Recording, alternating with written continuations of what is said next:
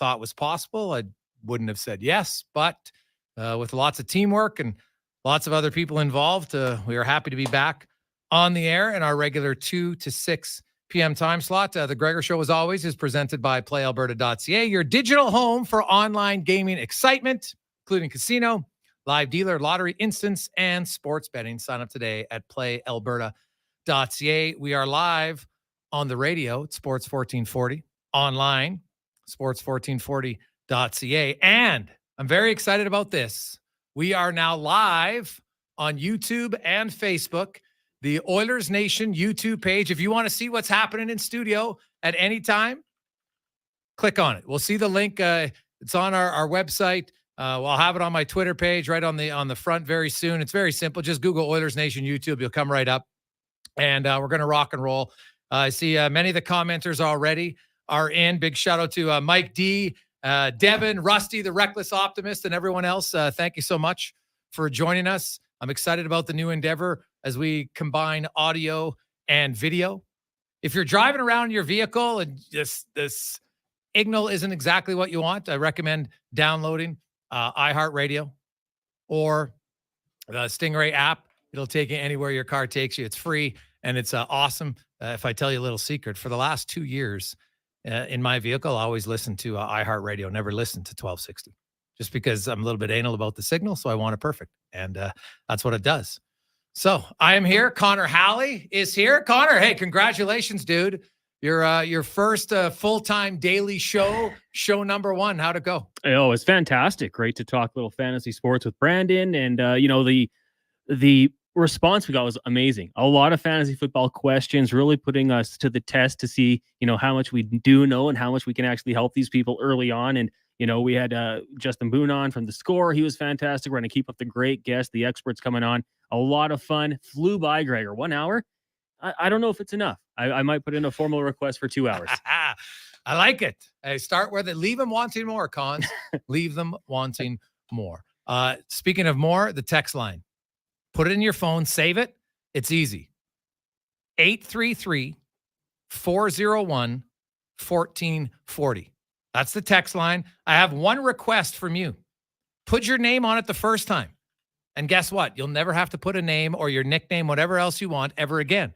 Because our new system, I can actually save you as a contact. And it will come up with your name at the top of your text every time to any show you text into.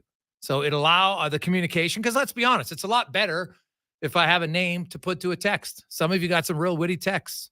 I assume you're still smart, just like you were earlier in the summer. So let's rock and roll. I'm excited. On the show today, we have a great lineup for you as we have Jason Strudwick. He will be live in studio coming up in about 15 minutes time. And Struds, you know what? We've been really good friends for a long time. I've enjoyed working with him for a long time. He's still going to be part of the show, just in a little bit different of a format, which is fine. But I wanted Struds to explain why. And I think it's really important, especially for the majority of our listeners, because it's something that doesn't actually get talked about enough. And I think it should amongst men. So we will touch on that with Struddy coming up today, 2:20. Leo Routens will join us. Man, if you're a basketball fan, if you're a Canadian basketball fan, huge going on right now. NBA, Canada. They've looked really good this World Cup. Real good. I like it. So continue on. And a big game against Luka. So we'll talk to Leo Routens about that. Ben Gretsch will join us. Talk a little fantasy football. Of course, the NFL season begins on Thursday. The Chiefs and the Lions. Is Travis Kelce going to be out of your lineup in week 1? Whew. Might happen. It might happen. Not by your choice, but by his. Geno Lewis will join us. Man, the Elks, that's a tough loss last night. For 3 quarters, they were in control of that game. You're up 28-13. Calgary didn't really seem to have an answer for the Elks offense, and defensively, they were shutting down Calgary. And then the fourth quarter came, and the wheels fell off.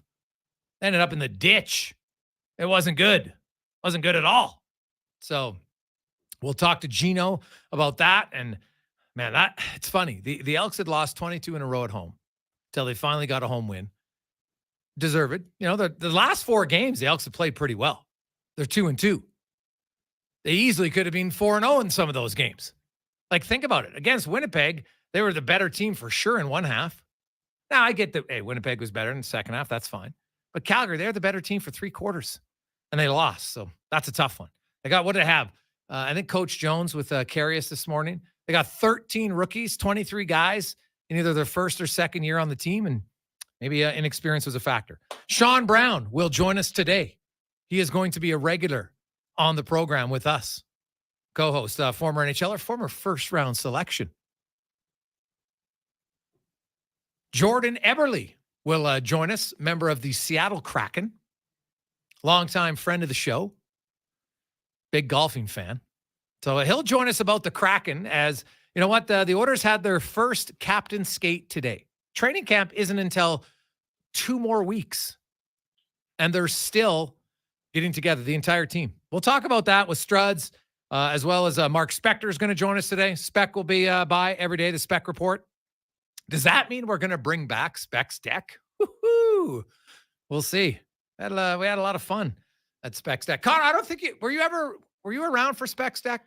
No, I mean, I've heard the stories, I've heard the legends, but I've never actually experienced Spec's Deck. Wow, that might be something we'll have to discuss with Spec. Well, maybe we'll have a new version of Spec's Deck. I know a few decks where I could host it at, so that would be quite fun. So a big thank you, big shout out to everybody who's listening right now on Sports 1440, watching on YouTube or Facebook at Oilers Nation. We're happy to have you on. I also want a big shout out because in order for this to come about, Jason Gregor Show presents Struds On. I don't mind sharing with our listeners. A big reason why there's a few stories that stood out to me in the summer after the 1260 went down. There was a few things because, you know what, I was asked by a few places to do a podcast, and we're doing a podcast, but just also doing live radio, which is near and dear to my heart.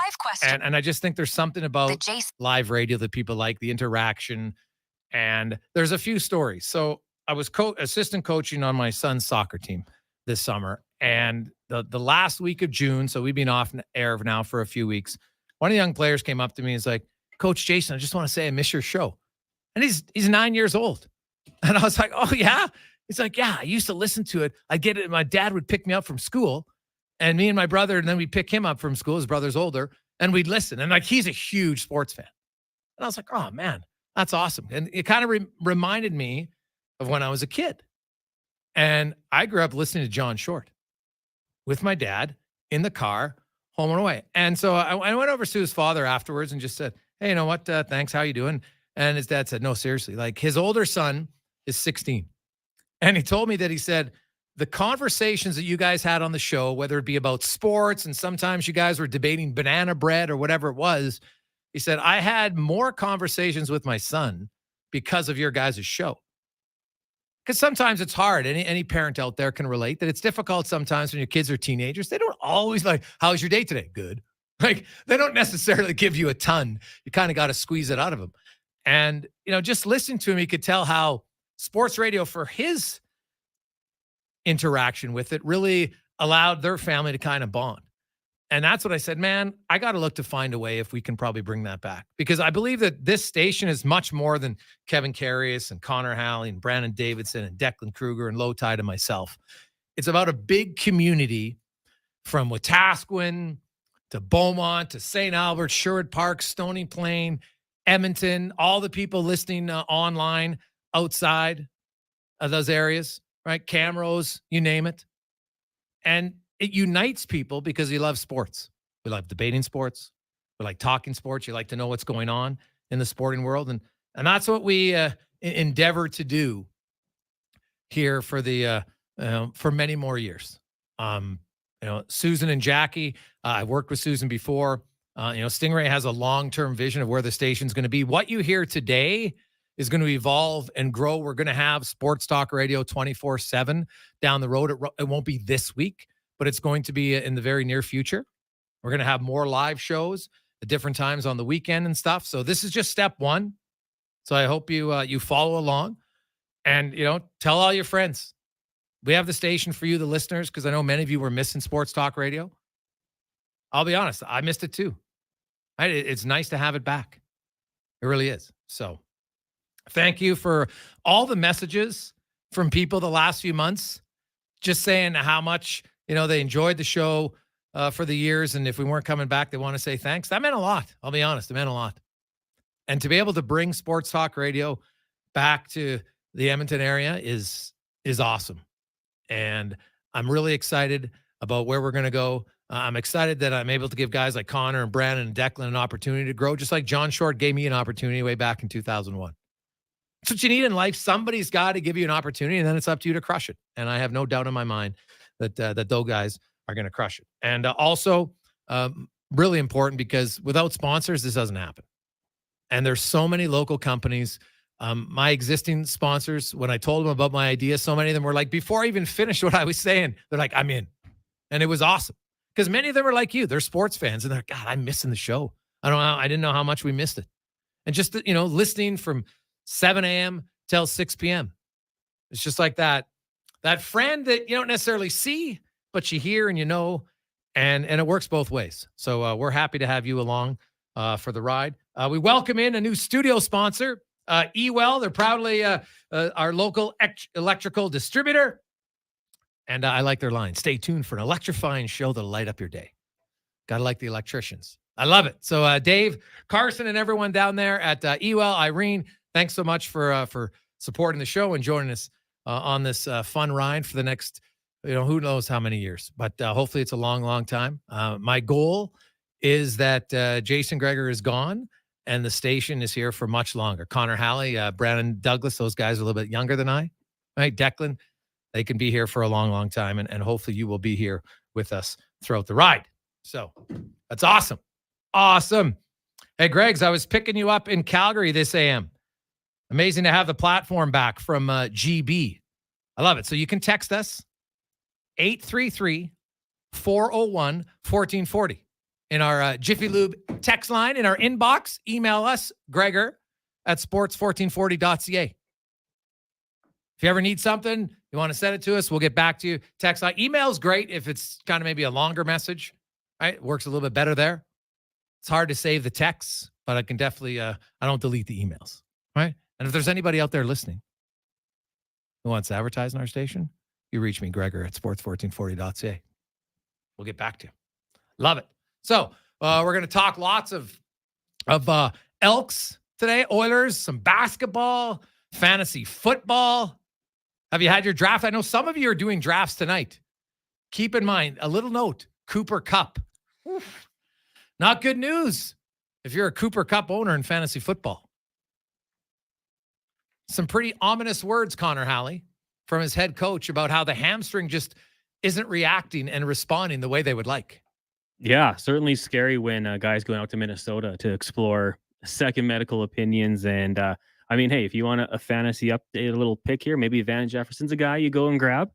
His backup, he's got that connection there with Matthew Stafford. So that could be a guy, it could be someone you look at right now. But yeah, as a Cooper Kupp owner right now, I'm a little bit upset by this news because you got Cooper Kupp, eh? You took the risk. Yeah, I went for it. We did our draft about a week and a half ago, so there's the kind of the risk with that. But yeah, I hope no one in my league is listening. But yeah, I've made that claim for Van Jefferson. Hopefully, I get him.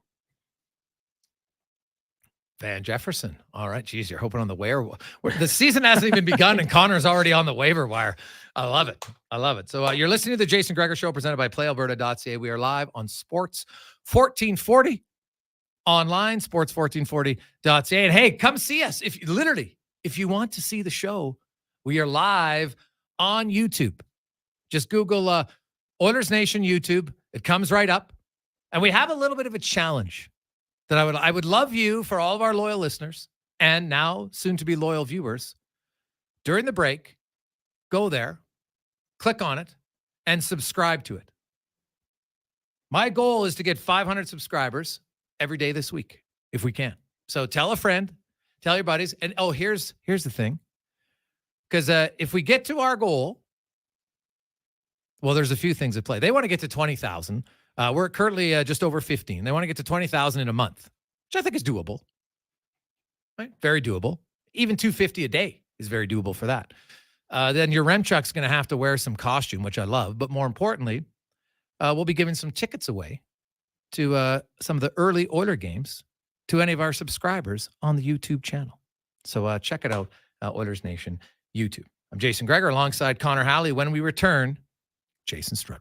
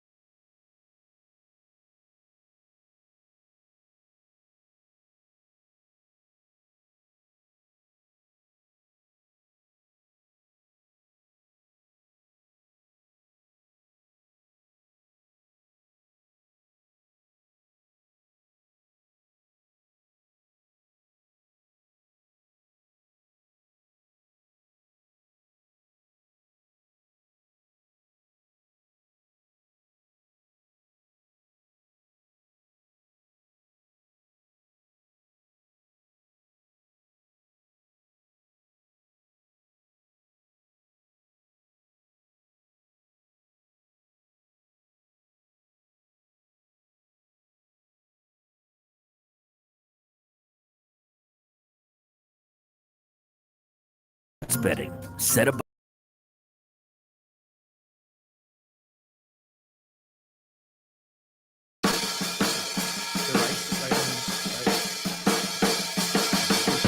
Portions of this hour brought to you by Crystal Glass.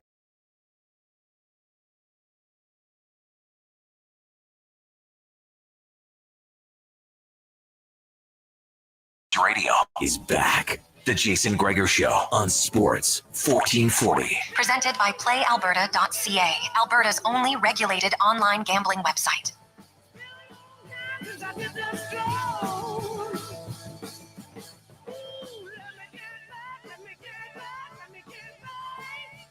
We continue on Tuesday afternoon, Sports 1440, the Jason Gregor Show, alongside Connor Halley. It's time now for Struds On, brought to you by Action Electrical. They are celebrating 50 years this year, 50 years, when Don started in his basement. And they just built it up. Now Blake runs it. It's quite the success story. Check them out at Action Electrical for Struds On. The Jason Gregor Show presents Struds On. It's the memories. That's what you remember. Memories. As a bouquet of enjoyment coming in my mouth there. You know, it's like I always say, HK, who cares? It's time for Struds On. Oh, man, I haven't heard that in a while, Struddy. I didn't think they could move over to start off with a fresh batch. No. Well, it's first day, so how do we start with new ones? Like, by the end of the show, maybe we could have some new ones. Well, I've got a couple ideas. Yeah. I'm sure you do. Yeah. How's things going? How's the last few months been? Yeah, good. Well, first off, guys, congratulations. It's really exciting to have this back on in Edmonton. You know, like I'm a listener too. You know, I love listening to hear what's going on in the sporting world, and there's been a hole. I think everyone agrees there's been a huge hole. But yeah, the last couple months has been, pretty crazy. I think that it was a big change, right? We're used to talking about every day and talking about sports. And then, you're like, God, I wish I could get this off my chest. And like, my wife only wants to hear so many takes from me. But I'm really excited that you guys are back up and running, and a great lineup too. Great lineup. So people have been asking, Strud's still going to be a part of the show. He's going to be a regular Tuesday contributor. And I really like, the reason why, Struddy, because I think I'll let you tell it, sure. But I think it's important for men to hear. Yeah, so when our station got shut down, if we had started the next day, I would have jumped right in and said, yeah, let's do it. Like, I love doing radio. I love working with you and Connor and interacting with the listeners. And then as the days went on, I was able to pick up my kids from school, which I've never done. Since I was done hockey, I did the nighttime show, which was fine. Everyone was asleep. But then I did a TV show that was wildly popular from 11 till 7 I was on. And so I'm able to do it there. And then with the drive time slot, the best time slot, I was unable to do it there. So I started thinking like, man, I'm missing out on these moments that I want to have with my kids. So, you were amazing. We had a few calls back and forth, a couple emotional ones. And in the end, I said, I just right now, I just want to be able to pick my kids up from school. And I know that sounds, there's other things too, like take them places, do things. And, it was a hard decision. And, it's exciting what you guys got going on here, but I feel really good about it. I want to be there. My wife's very busy with her work. So it's my turn to pick them up from school, take them where they need to go, work on them with their homework. They're only in grade 7 and 5, so I should be able to handle it, but still. Well, we'll see, as an honor student, alleged honor student, right? Someone in pre-med. Yeah, you should be able to figure it out. But honestly, I remember when we had the conversations about it. Like, I was really proud of you, and I was very happy for you, because having read the Boy Crisis book, and it talks about the importance of fathers in the book. Like, selfishly, of course, like, I love working with you. Like, and I know that we'll work together in the future, because when your kids get older, they just don't need dad as much. No. But and that's just the reality of it. But at this age, from 12 to 15, it's important. And so I was really proud of you that you made that decision. And you know what? I'm happy that you're still going to be part of the show. And Struddy's also, he's going to fill in as a guest host when I go on holidays and stuff. Right. So, don't worry. The Struds On intro will get lots of opportunities to refresh itself over time. And I think that's great that you're still part of it. I wanted you to be able to tell people, because I think there's some guys sometimes that struggle with that, because they're still, you're a stay-at-home dad.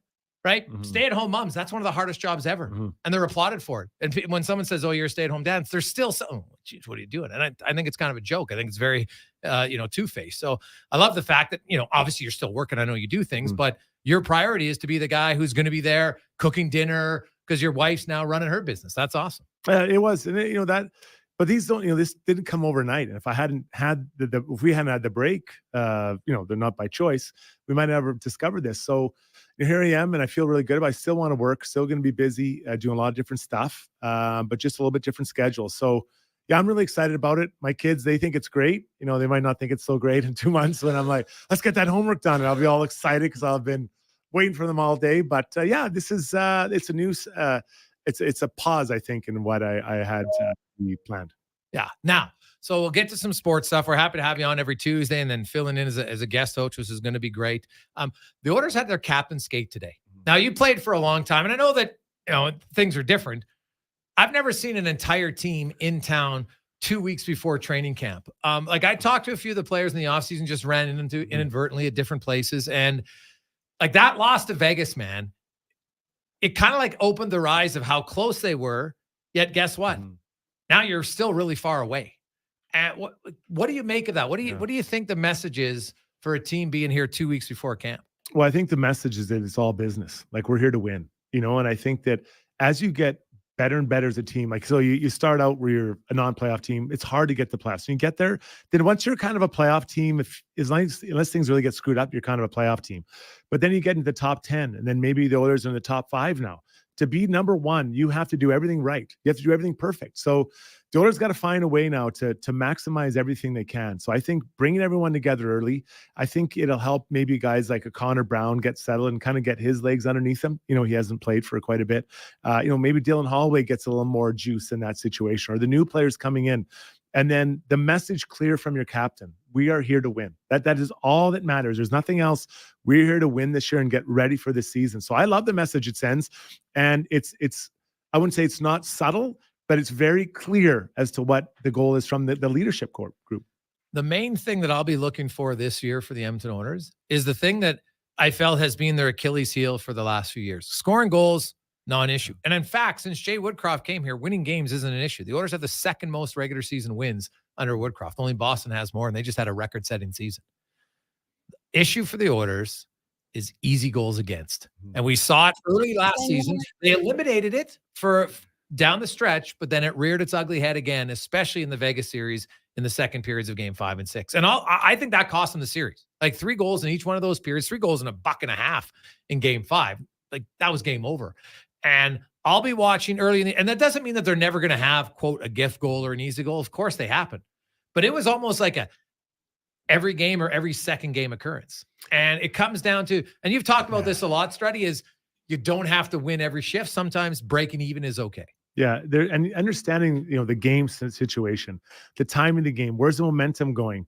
But it's all those things are habits, and that's what frustrated me about certain times of the year last year is that it's like they're like, they just kind of give up. You can't give up. Like a winning team, they're always the same. They're consistent in their play.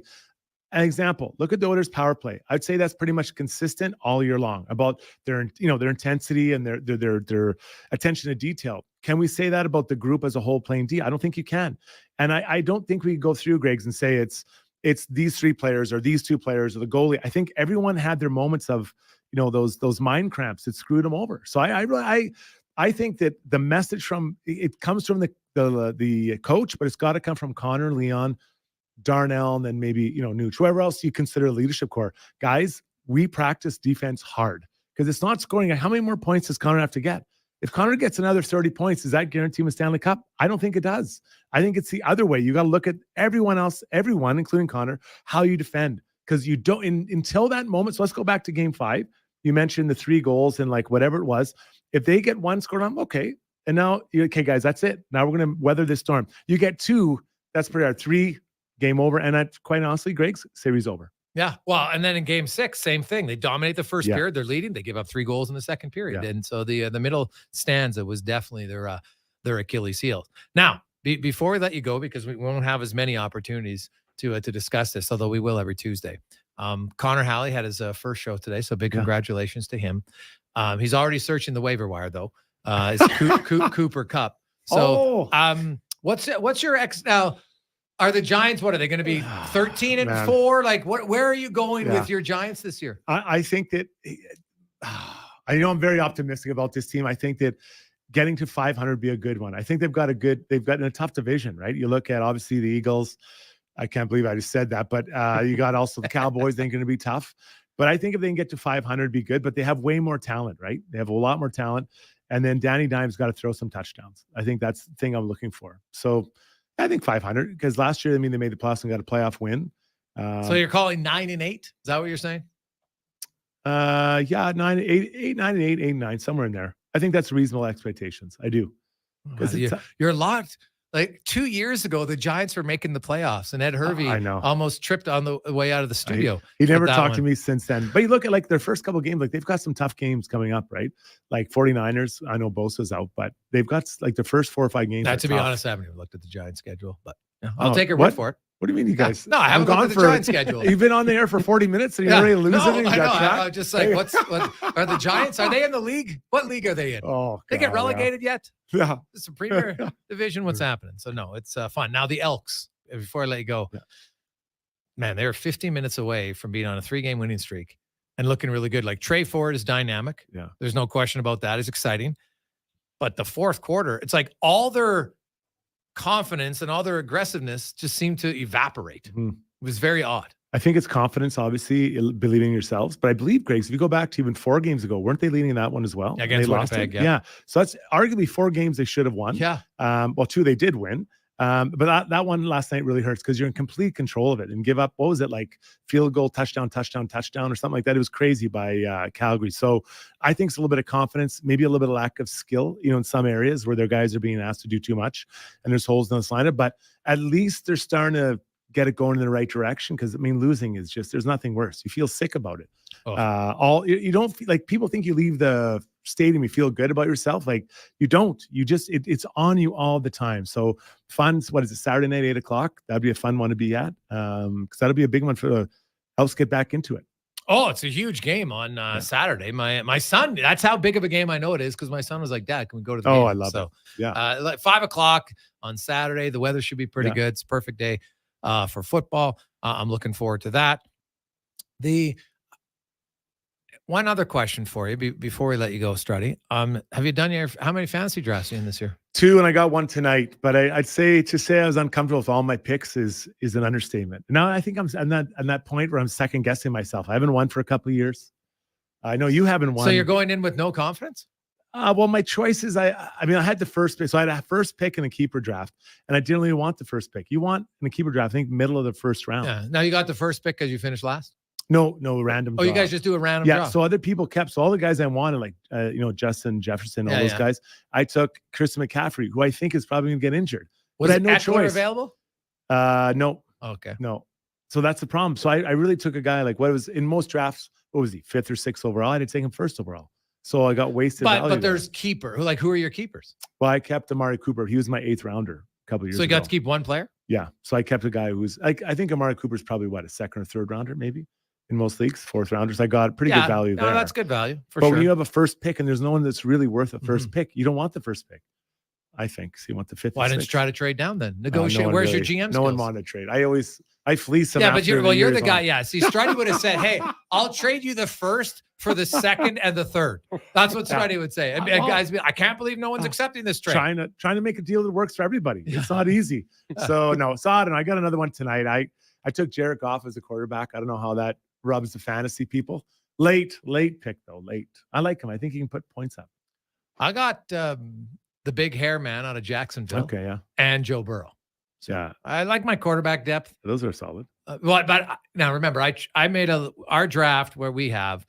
I was able to make a lot of trades last year, so I got a lot of extra picks. So sure. I have a pretty stacked lineup, only based on because I had a lot of picks in the first 6 rounds. So got pretty good depth of running back, receiver, tight end. I got the 49ers defense. Right. Got Carlson or Tucker were the 2 highest ranked kickers. Like whatever, it's a kicker. Yeah. But so we'll see. Injuries can change everything. Like you see it, people took Cooper Kupp, and I was like, there's no chance I was taking Kupp. Yeah. And now you see that he's banged up. Even Travis Kelce, like I really like Kelce, but there'd been rumblings about Kelce. And now they're saying he might not. Now, if he only misses 1 week, who cares? Yeah. But as Strutty would say, HK. But we'll see. So, Strutty, I'm super proud of you, buddy. Thanks, I think it's important what you're doing, and we're happy to have you on the show. Yeah. Of course, I know I can listen to you and Rashad because you have to get your opinions out somehow. Got to voice them. We'll be, now I'm not guaranteeing that Connor and Rashad are working together to enhance Struds on. They might be, but so just be aware. Pass it across. Be aware of what you're going to say. And we look forward to you joining the show every Tuesday. I think we have a set time for you. You're high maintenance now. We have a set time for Strutty. Connor doesn't text me except for this time. He was banging me around trying to get this time right. What time did we settle on anyways? 420. I believe. 420. Oh, And I've gee. also like bugged your cars in your house. So if Yeah. you say anything weird, I'll hear it. Just ask my wife. Say things all the time. So 420. I love it. Fitting. Strutty and 420 Yeah. every Tuesday. All the weeders out there. Yeah. I noticed you got a haircut just for the show Just today. got it done up. Well, I'm trying to get it's it. nice. I want to look good for the fall, and never know if I get any fall modeling contracts. I'm available. People, Uh-huh. the Bay, a Yeah. long time Bay model. Right, that's true. Well, Yeah. you know what? The mall sometimes right below us, because we're located in the corner. I know Yeah. right by the Lego. They've had fashion shows before. Yeah. So maybe one time when you're in, Right. we'll find out. We'll look at the fashion show Sure. schedule and we'll plan it so you can come in. Like, you know what? Now, can you turn both ways though? Oh, it's hard. Well, left is easy. Right is a little tougher. No, but okay. my good side's my left, so you gotta make sure people see it. You're a beauty. Thanks, Struddy. Yeah, looking forward to hearing you guys. Good There luck. you go. It's Jason Struddy. He'll join us every Tuesday. That was Struds On, brought to you by Action Electrical. It's the Jason Gregor Show live on Sports 1440 and a new edition. You can watch the show, see what's happening. You can see all the people walking by in the mall. Hey, trust me, Connor is like now he's the mall watcher. You can see him as they walk by the studio live on Oilers Nation YouTube. So check it out there and hit the subscribe button. We have a fun little contest going on. Hit the subscribe button. We'll return. It's a Gregor Show presented by PlayAlberta.ca. Full service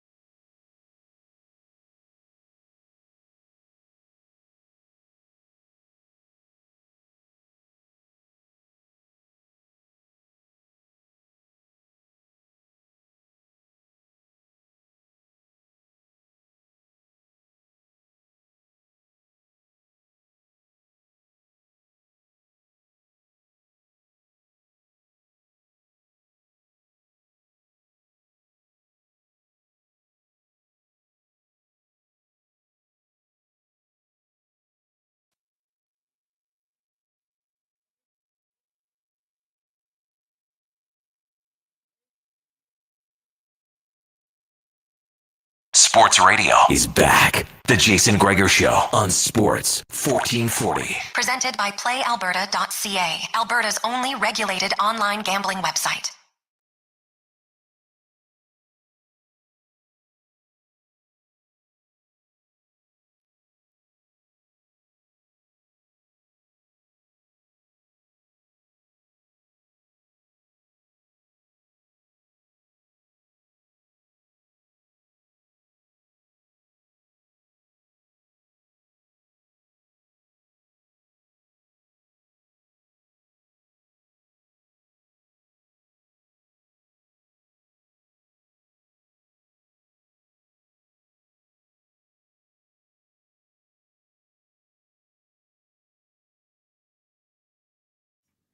We get to October 11th, so we have lots of time.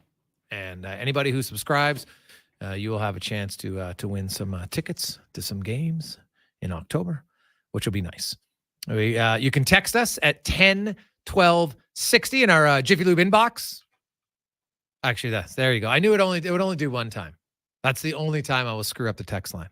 Old habits die hard. 833-401-1440. Damn, that's $20 I owe. The bet with Cons. Jeez, I didn't make it an hour. Brutal. So, text line is 833-401-1440. And remember, put your name in on your initial text, because now we'll go through it. And now I'm not sure we can get everyone today, but we'll save them as they go. We put your name in the system, and then every time after, if you text us, it'll say your name right at the top of it.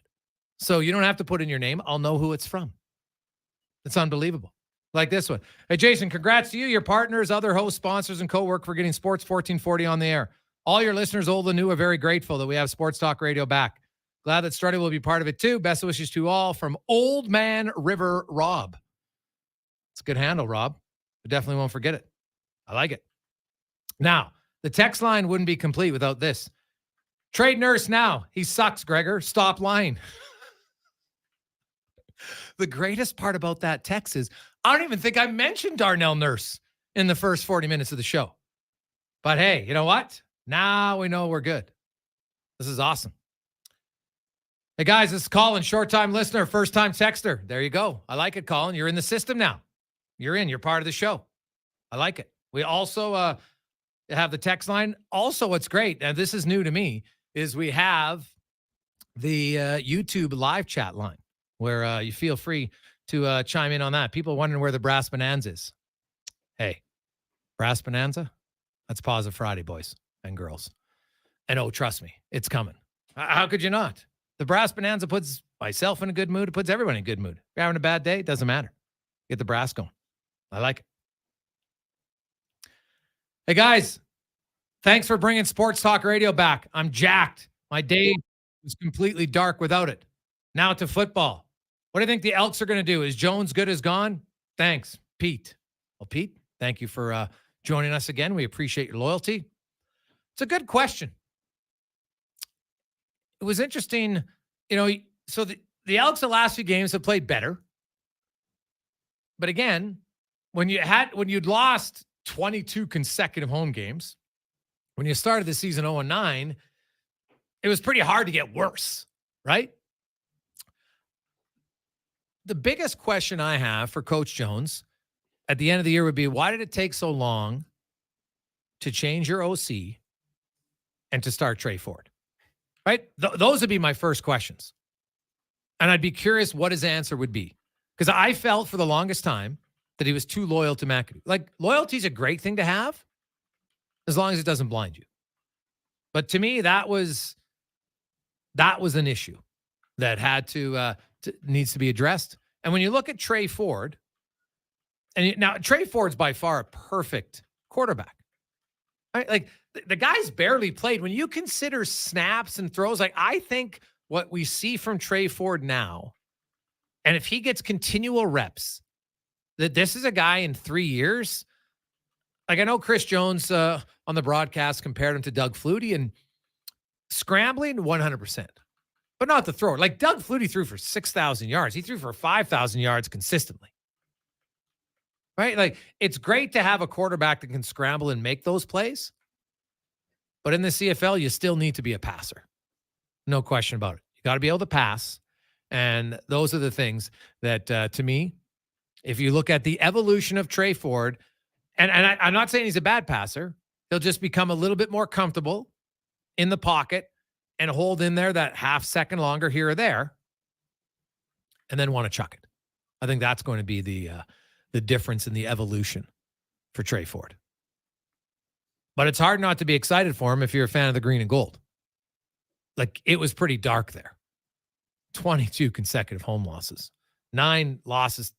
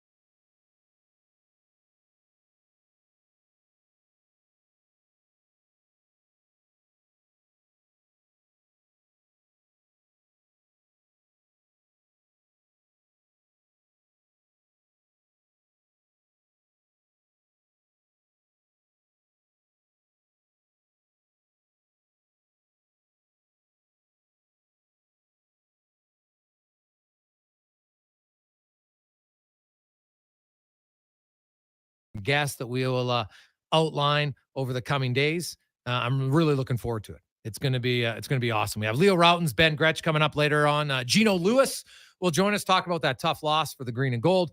Sean Brown, former Edmonton Order, former NHLer, first round pick. He will join us today. He's going to be a regular co-host with us on the show. Terry Ryan, one of the funnier dudes out there. He's going to be a regular. How about this for TR? So not only is TR going to be a regular co-host with us, while he's filming season 2 of Shoresy coming up later this year, he's still going to be doing the show. Now, we might have to move some around or not, but it's unbelievable. If you like Shoresy, TR, of course, is a very funny dude. It's a really good storyteller. Anybody saw him at the Kevin Lowe roast, he crushed it. He absolutely murdered it. He's great. So he will be joining us on Mondays and Thursdays. A new segment that we're going to unveil. It starts tomorrow. Some of you might listen to the Smartless podcast with Jason Bateman, Will Arnett. Right? It's pretty funny. And so there's the 3 hosts, and every time they get a guest on, one host brings the guest in, but the other 2 have no idea who it is. So we're kind of going to do that on our show. Every Wednesday at 3:00, it's going to be Who Is It Wednesday. And I'm bringing in different people from the sporting community to come in. It's kind of like a combination of story time, which we did previously on 1260.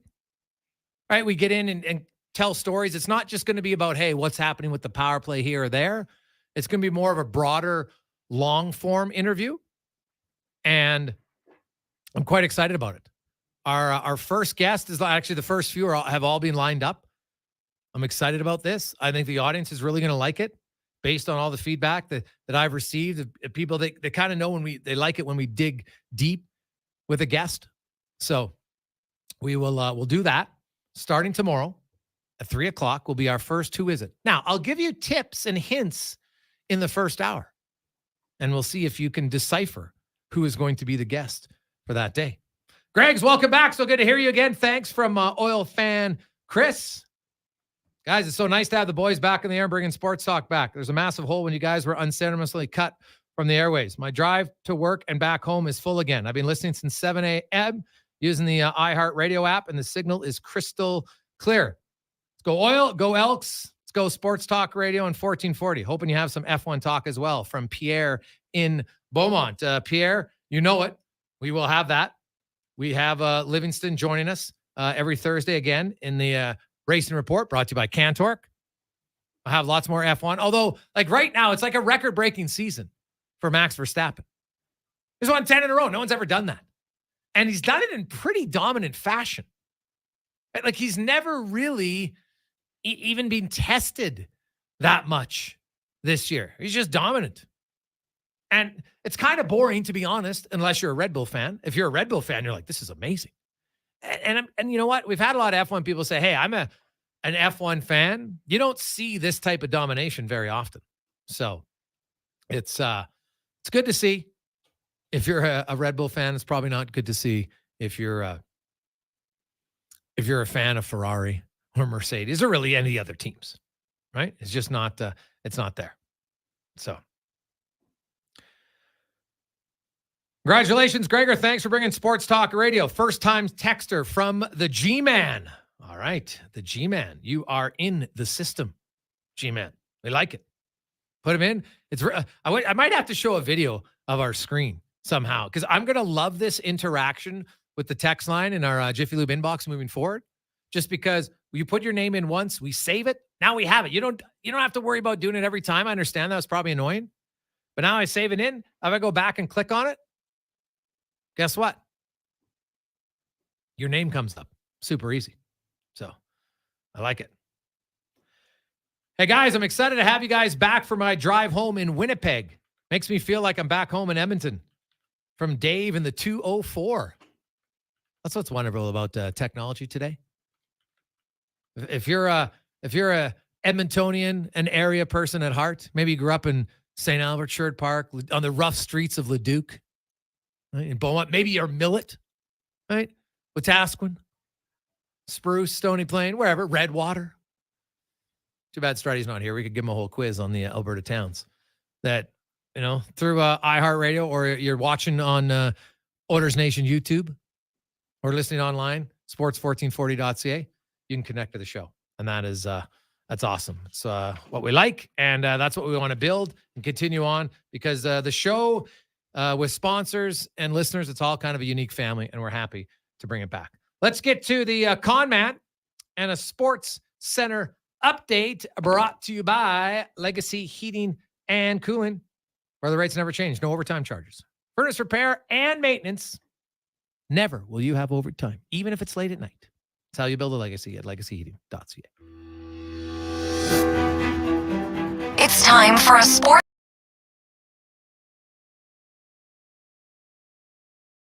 Hyperextended his knee during the team's final practice before their opener against Detroit, leaving the status of the All-Pro tight end in question Thursday night at Arrowhead. Major League Baseball tonight, the Blue Jays are in action taking on the Oakland Athletics. That one gets going at 7:40. Elsewhere, Rockies will take on the Diamondbacks. The Rangers host the Astros. Giants in Chicago to take on the Cubbies. Nationals host the Mets. Tigers take on the Yankees. The Dodgers in Miami. And the Pirates host the Brewers. At the U.S. Open, Novak Djokovic knocked off American Taylor Fritz in straight sets. And on the women's side, it was Coco Gauff doing the same over number 20 ranked Jelena Ostapenko. Coming up in hour 2 of the Jason Gregor Show, we'll be joined by Leo Routens of NBA TV Canada and fantasy football expert Ben Gretsch. Sports betting is now live at Play.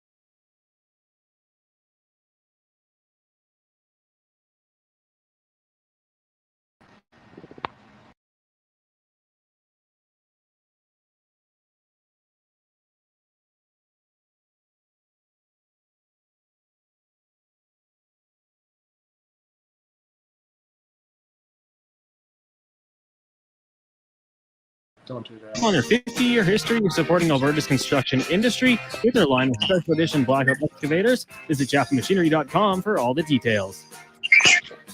Sports Radio is back. The Jason Gregor Show on Sports 1440. Presented by PlayAlberta.ca, Alberta's only regulated online gambling website.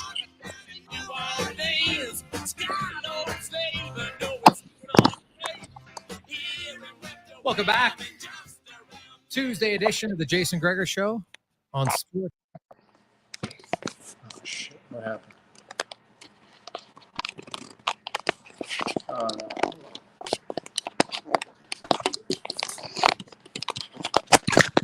Can't hear it.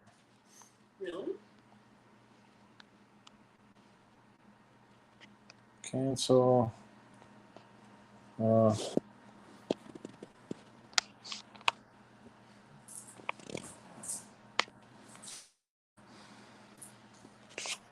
don't know if that's working or not. I don't hear anything.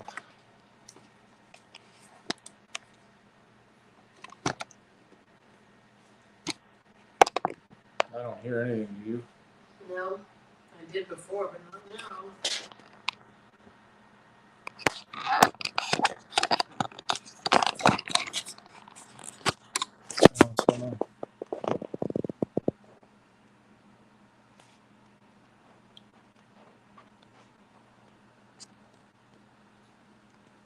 I can't hear.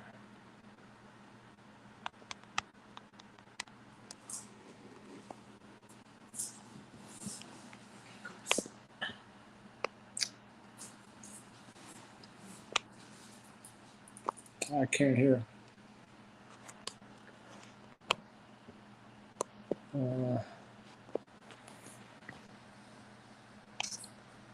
What if I get out?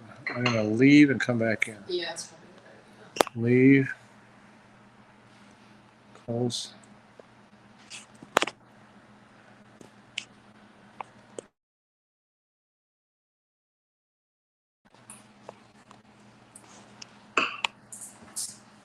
Got nothing here.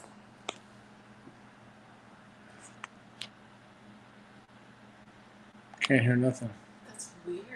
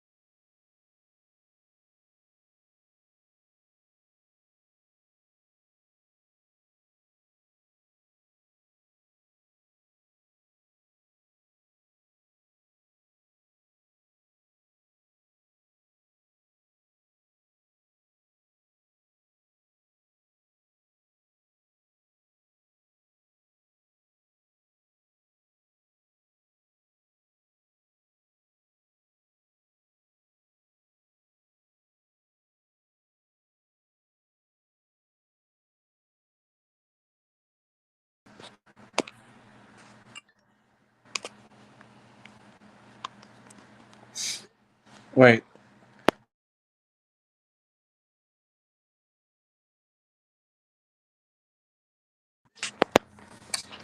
Fuck it. You want to try to use my phone? No, it's just something weird. My phone, I can't get calls anymore.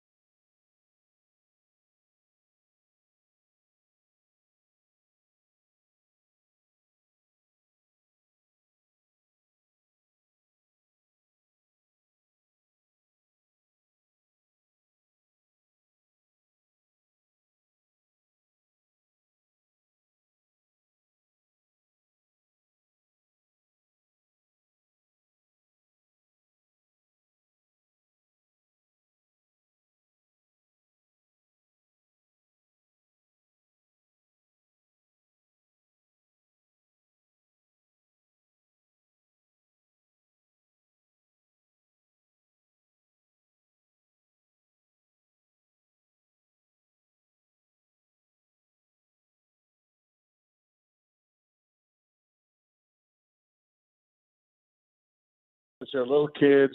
Their offense, they just have so much rhythm, so much continuity. They move the basketball. They do a great job with that. So offensively, they're very difficult to stop. But the flip side is, if you look at both of these teams, defensively, Canada is a better team. That's where Slovenia can get hurt. And you really the defense has got to go to another level in this game. So they're going to have to be the team that, really tries to take Doncic and crew out of what they're trying to do, get them out of the comfort zone. At the same time, Canada has to attack.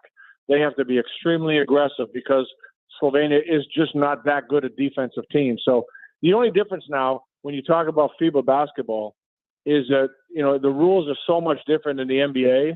The officiating is different. So Slovenia knows how to take advantage of that. They can make things more congested. They can make things a little slower, more difficult. So Canada has to be the aggressors at the offensive end to not allow Slovenia to dictate how they want to play the defensive end. Leo, that game against Spain, which was massive for many reasons, it's a comeback against the defending champion. It locks Canada in to get to the Olympics for the first time since 2000 because they needed a top 2 finish amongst the America teams, and that's them in the U.S. Is there any mental letdown hurdle here for Canada against Slovenia now that they've qualified for the Olympics? I don't think so. What's the first thing these guys said? They go, we came here to do 2 things. We got one thing done. Now we got to do the next. And so I think these guys are really focused. And maybe the best thing that happened to them in this whole little process is losing to Brazil. Because Brazil, losing that game refocused everything and realized that, hey, you slip, you're in big trouble here. And they were able to bail themselves out with that win against Spain. But, they put themselves in a do-or-die situation. So, that was an eye-opener. That was an awakening, especially for the guys that don't have that much FIBA experience. Things can change in a heartbeat. And so I think what happened against Brazil, believe it or not, is actually good for them going forward. And, I think they understand what potential they have now. They understand what's at stake. These guys want to win a gold. They want to be the World Cup champion. So they're in a great situation, and I think they're going to be focused. I think they'll be ready. You've seen Shai Gilgeous-Alexander for a few years, and I've been really impressed by him at the NBA level. Has there been anything in his game so far in this tournament that has impressed you or you've seen improvement on from his time in the NBA? Well, just like I talked about earlier, you can't. He dictates how the game's going to be played. He dictates what he's going to do. You don't change that. And, that's very unique. There's so few players that can do that. And what I really love about him, and, we saw this in the NBA, he loves the big time moment. He loves the clutch situations. I've watched him over and over in the NBA, whether it's knocking down the 3, taking that ball to the bucket, finishing with a foul. He loves the clutch aspect of the game. There's no fear. There's no scare. He just goes out there and does whatever he's got to do. So, he's a unique player. He's a special player. And, I'm not going out on a limb when I say we may be looking at a potential NBA MVP. That's how good he is. And, obviously he's showcasing here, and he knows if Canada wins the gold, that's going to be a phenomenal showcase for him. And, if Oklahoma City, if they're young players and the players around him can grow and play at a higher level, he's going to have a chance to do incredible things in the NBA as well. Leo Rautins joins us. We are talking, of course, the FIBA World Cup of basketball. You have Canada taking on Slovenia tomorrow at 6:30 in the morning. So, hey, you know what? A little early rise. You can watch a bit of it before you tune into the Kevin Carey Show starting at 7 right here on Sports 1440. When you look at just the overall growth of the men's game and, even the women's game, just basketball in general in our country, like there's so many more good quality players. Like we saw Jamal Murray in the NBA finals, join elite company when it came to his consistency. Where do you see Canada going into the next 20 years for basketball? Well, people have been talking about it. We're entering a golden era, and you think Canada has the most NBA players outside of the United States in the NBA, and that number is not going to get any smaller. There's kids coming up that are special, and there's so much incentive, right? You're seeing players like Shea, like like Jamal Murray. You just go down the list of guys and what they're doing in the NBA, and it's great incentive. Going like, hey, I can do this. Ben Mathurin comes into the NBA and he's lighting it up as a rookie. So all these players around the country are saying we can do this, and Canada is loaded with great athletes too. So that number is going to continue to grow up. The women's game has been outstanding, and what happens is, like, somebody asked me, was this the biggest win for Canada? And it was. And the reason is, not only was it, you get into the Olympics with that win against Spain, but the whole world is watching, right? And, when I played, nobody cared. Nobody saw. We were in the Worlds. We had 2 top finishes in the Worlds for Canada. Nobody knew. Nobody knows. Yeah. So the difference is the whole world knows. All of Canada knows. That means all the kids playing basketball, all the kids get excited about it. All the kids want to be a part of it. They see it, they feel it, they touch it. So this is so good for the game, in Canada, globally. And, the game is just going to continue to grow. And it's going to be amazing to watch. It really will. We're a month away and a little bit more from the start of the NBA season. Denver, they don't lose a lot. To me, they're the favorite going into the season. Like, Jokic is so hard to stop. And Jamal Murray, man, like, what a coming out party for him. He's been good before, but he was unbelievable in the postseason. Do you see anybody, do you think, that can give them a run right now based on rosters? I mean, there's teams that can, we got to wait and see, who comes out healthy, who comes out, who tweaks a little bit, who's going to make some adjustments mid-season.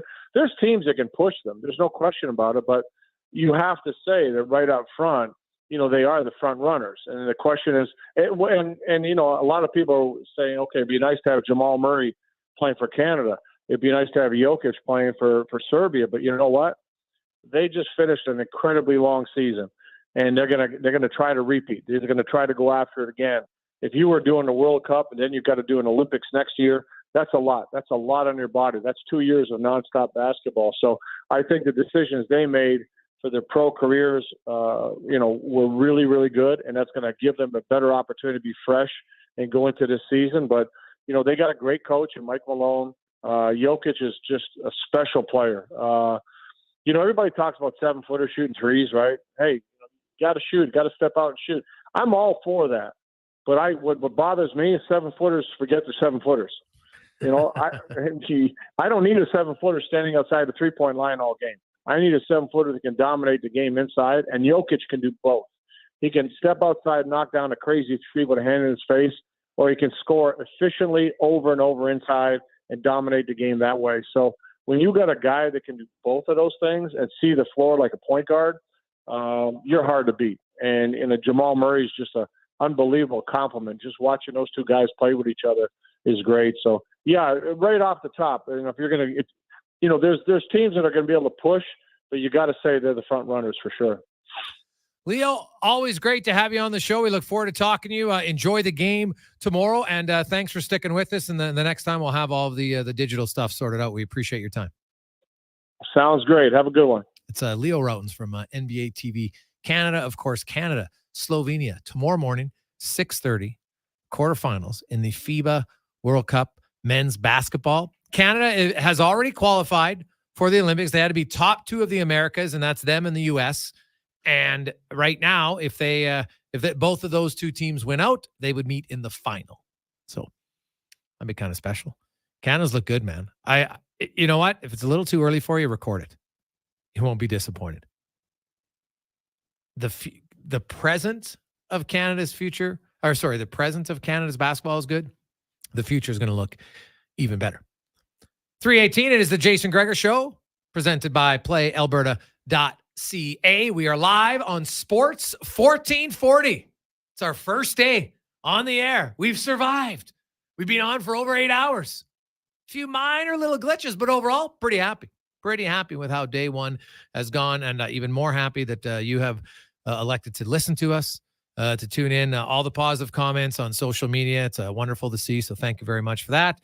Those listening online, sports1440.ca, and of course, watching a new addition to the show live on Oilers Nation YouTube page. Check it out. Just go YouTube, look up Oilers Nation, hit the subscribe button. You can get in the chat right there. It's very heated right now.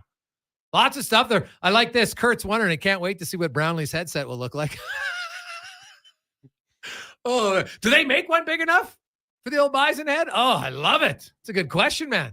It's a good question. We'll have to see. I think you got to get some special ones made just to fit it. So it's get a little bit stretched out. So it's nice. We'll take a quick break. Ben Gretsch joins us next. It's the Gregor Show.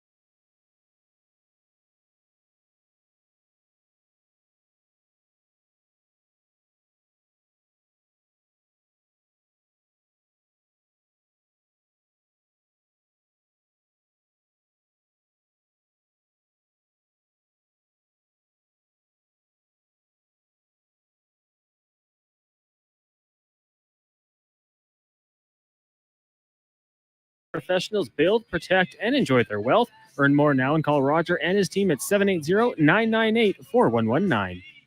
Sports Radio is back. The Jason Gregor Show on Sports 1440. Presented by PlayAlberta.ca, Alberta's only regulated online gambling website.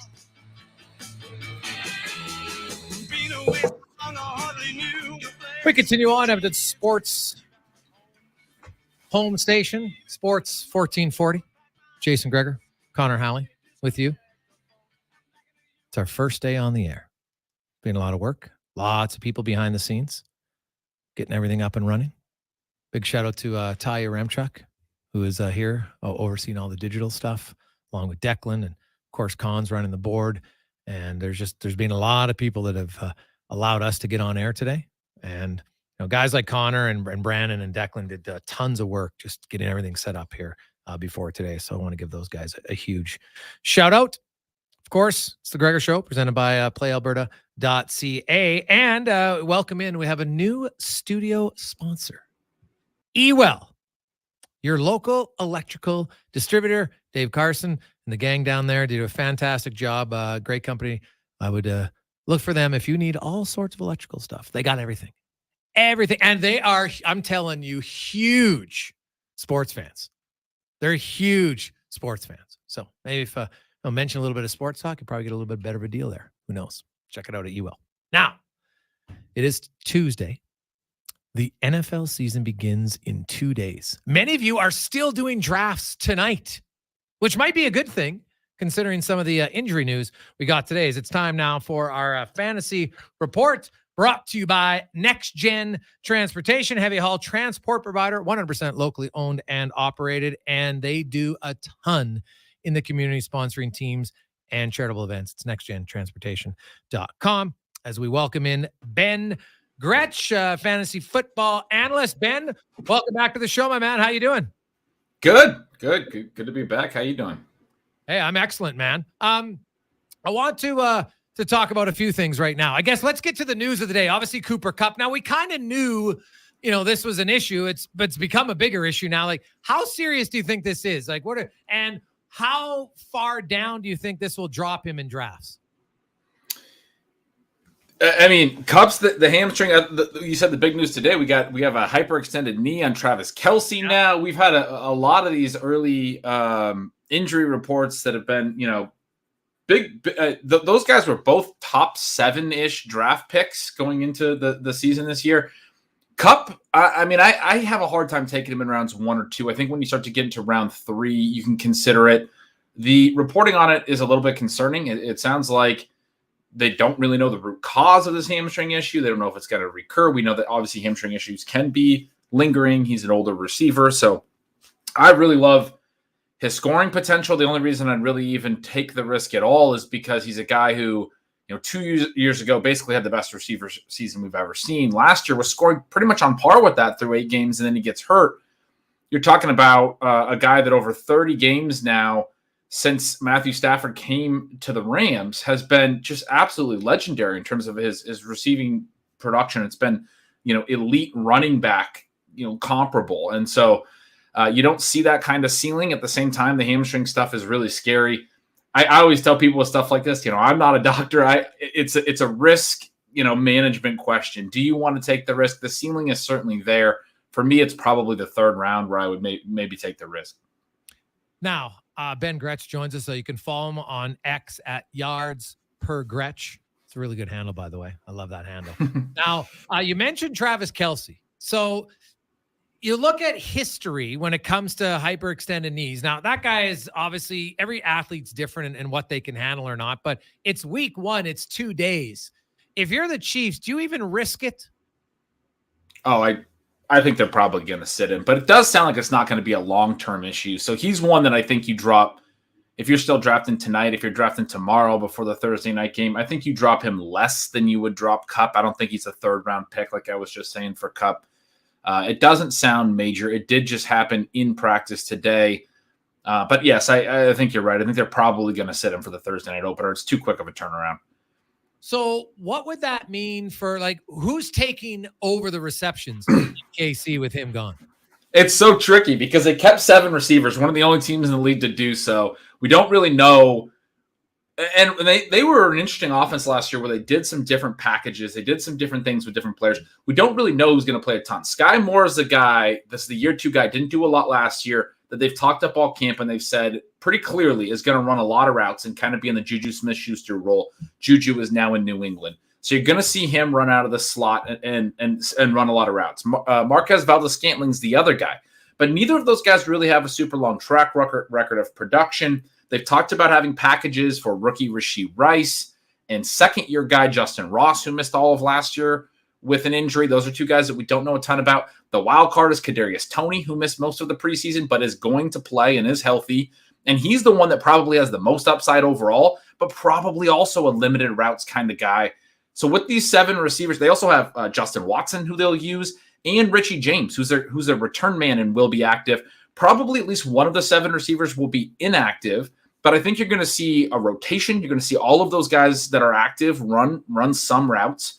And it is really tough to peg and pin down. I think your best bets are Sky Moore, maybe Kadarius Toney, Marquez Valdes-Scantling. Noah Gray's probably going to be elevated to the lead tight end role, but it's certainly not going to be Kelce, but we don't know how much of Kelce. Maybe he's 80% of Kelce, which would be great. Maybe he's only 40%, in which case, they're maybe doing more multi-receiver sets, using this receiver depth to go 4 or 5 wide at times. It's going to be really interesting to see how they play it. It's a really hard one to handicap because they got a lot of guys. Ben Gretsch joins us. So we're talking NFL fantasy football and a little bit about the games, of course. Lions and the Chiefs will begin on Thursday. The Detroit Lions. It's been a long time, Ben, since people enter the season thinking, hey, the Lions could be good. And they got some offensive guys that you're like, man, not only are they going to be good, these are some guys you want in fantasy football. What do you make of the Lions offense? And who are your go-to guys that you really like offensively? The thing I love about the Lions offense, I have this stat that I reference all the time called high value touches. And it looks at, for running backs, especially if you're playing in a point per reception league, a PPR league, the most important touches for running backs are receptions and then anything that can get you into the end zone, obviously. So I call it the green zone, 10 yards and in. It's not the red zone, 20 yards and in, but the green zone touches and the receptions are really are the high value touches. You add those two numbers together.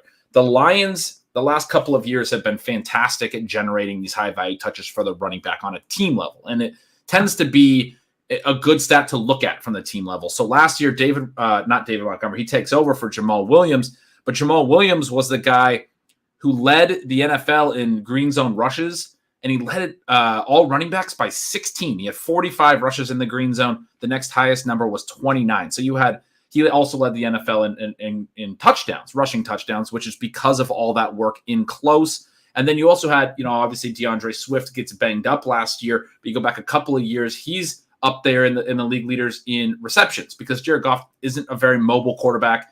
We see the mobile quarterbacks after they can't find their downfield options, take off and run. Goff's a check down guy. He's not going to be able to take off and run. He's going to check down. They go and draft Jahmyr Gibbs now this year, 12th overall. A lot of investment for him. Great receiving profile. So this is a backfield where I think there's going to be plenty of passing to the backs, plenty of goal line touches for the backs, a lot of opportunity for running back scoring. I really like Jahmyr Gibbs. I also like David Montgomery later. I think both of those backs make a lot of sense. And then the other guy, obviously, is Amon-Ra St. Brown, who is going to be their main high reception receiver. He's had an incredible first 2 years. He's had a Cooper Kupp-like profile a little bit on a per route basis. A lower ADOT guy earns a ton of volume, and ADOT means average depth of target, right? So he's closer to the line of scrimmage, shorter passes, earns a ton of volume in those shorter areas of the field, and then also generates after the catch with yards after the catch. Like we don't really see with a lot of young guys, low ADOT guys, but he has the ability to do it explosively as well, like Cooper Kupp does. So those are really interesting names that I'm definitely all over this year. And then the rookie tight end, Sam Laporta, is the last one I want to throw out there because he has a really nice profile. Looks like he's going to run a lot of routes from week one. Rookie tight ends, usually not great bets in fantasy, but if he has a big role from right from the beginning, he could be a late round tight end that actually hits. What about the Jets offense? We know Aaron Rodgers is there now, Ben. And, he's got some pieces. Obviously, Wilson's, I think, a pretty elite receiver, no question. They got some pretty good guys in the backfield. What do you make of the Jets offense overall? What's your expectations? It's a tough one because you're dropping in a new quarterback. But I think a couple things. Number one, I think Breece Hall is one of the most talented young running backs in the league. He's coming off an ACL tear. He was an incredible prospect profile coming into last year, was looking incredible as a rookie before the ACL tear. And I think without that injury, we'd be talking about him in the top 3 running backs this year. But because of that injury, he goes a little bit later in drafts, and we don't know 100% where he'll be at. They've obviously now added Dalvin Cook. It creates some competition there. But Hall's a dynamic player at running back. And then at receiver, Garrett Wilson is one of the most dynamic young receivers in the NFL and a guy that I absolutely love and want to have a lot of exposure to. He looks like he's going to be the next, number one for Aaron Rodgers, which over the years, first it was Greg Jennings, then it was Jordy Nelson, then it was Devontae Adams. Rodgers has had a number one that he's thrown a lot of passes to because he's so dependent and so likes to leverage the timing routes and the pre-snap reads and things that he's coming up at the line and deciding where the ball is going to go before the snap even happens and getting the ball out quick. It looks like Wilson's going to be that guy, which gets you a lot of extra volume, and it's been great for the number one receivers for Aaron Rodgers over the years. So I think this offense is going to be good. It's a wide range. I mean, I certainly think it's going to be good at minimum.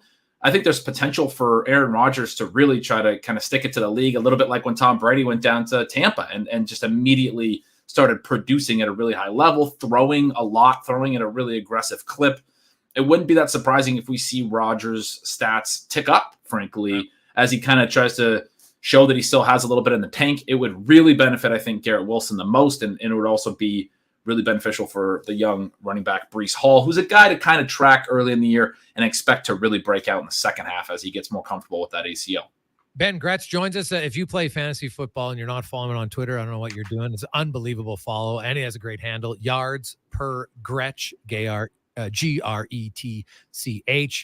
He has I love his stuff, man. It's really insightful. That really deep dives into a lot of the positions. And, fantasy football has really evolved, Ben. Like, it's not just, hey, I like this guy, I like this matchup. Like, you go really deep and, play the odds. And, if you're anybody who likes to wager on things and looking at the amount of catches guys get, and obviously the amount of routes that players run make a significant difference. So I'm interested when you see lots of drafts are done. There are still a few people doing drafts today, some even tomorrow. It's a little late, but they're still doing it.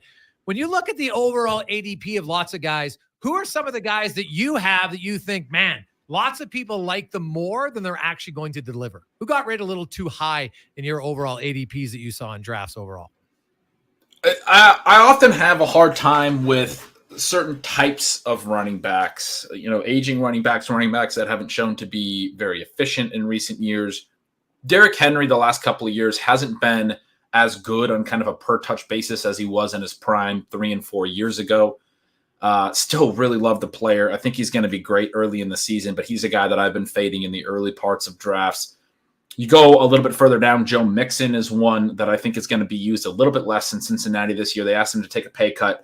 He's still getting bought into a lot. Aaron Jones is another running back getting up there in age. He's, I think, 28 now. Obviously no longer has Aaron Rodgers. A lot of his production somewhat dependent on Aaron Rodgers being there.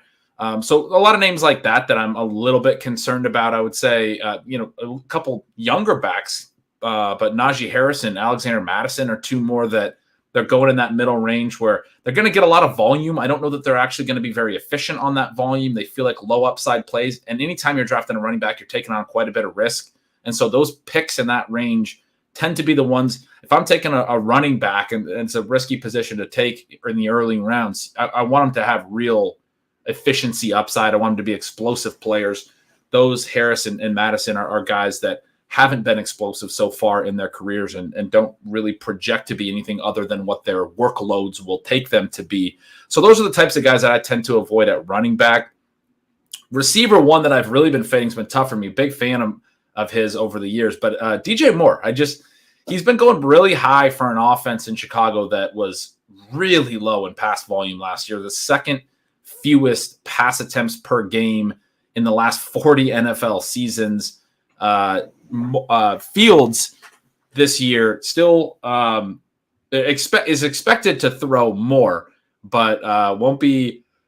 Looks like we lost Jason, but will still be a guy who scrambles a decent amount and takes a decent amount of sacks. So the pass volume should climb some, but is not expected to be a really high number. And so, I mean, it's a concern for DJ Moore's ADP that the Bears may not pass enough to support him in a.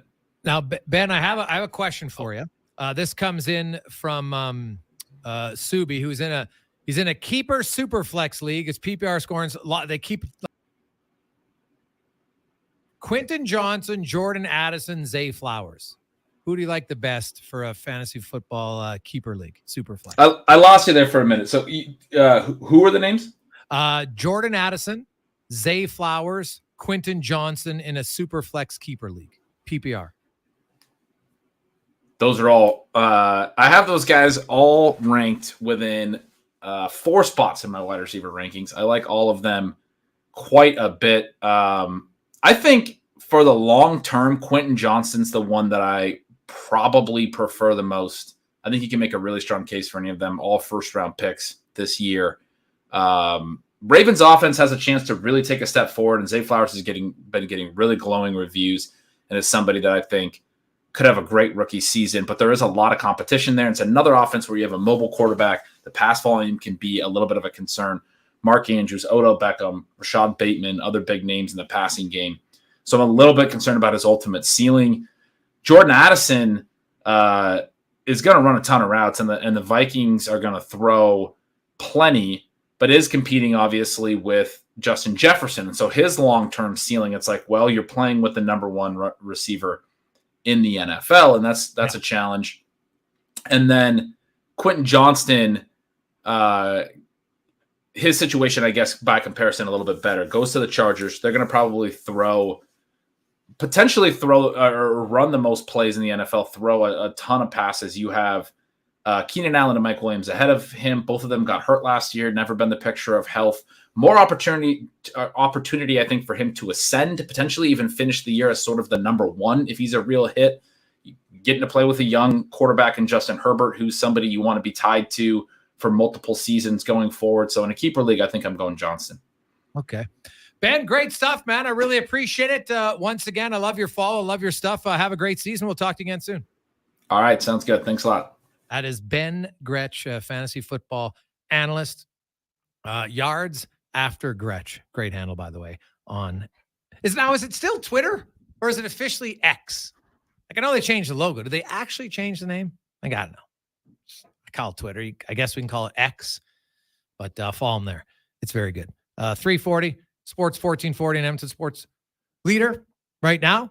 When we return, we have loads of text to get to. We have a new text line. If you want to text us, it's 833-401-1440. 833-401-1440. Lock it in your phone, save it, and you can text us all the time. Put your name on your initial text, then we can save it. We'll have you in the system. It's great. And we communicate better, which we like. We'll return to the Gregor Show, presented by PlayAlberta.ca.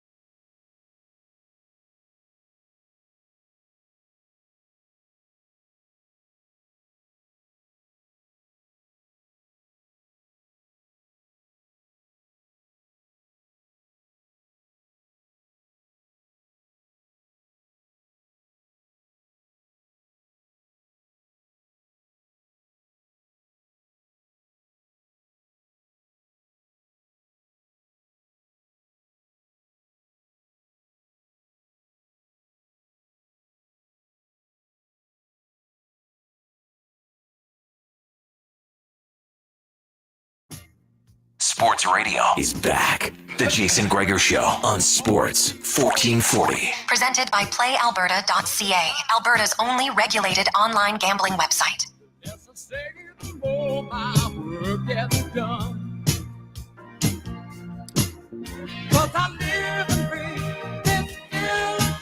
Ugh, con man.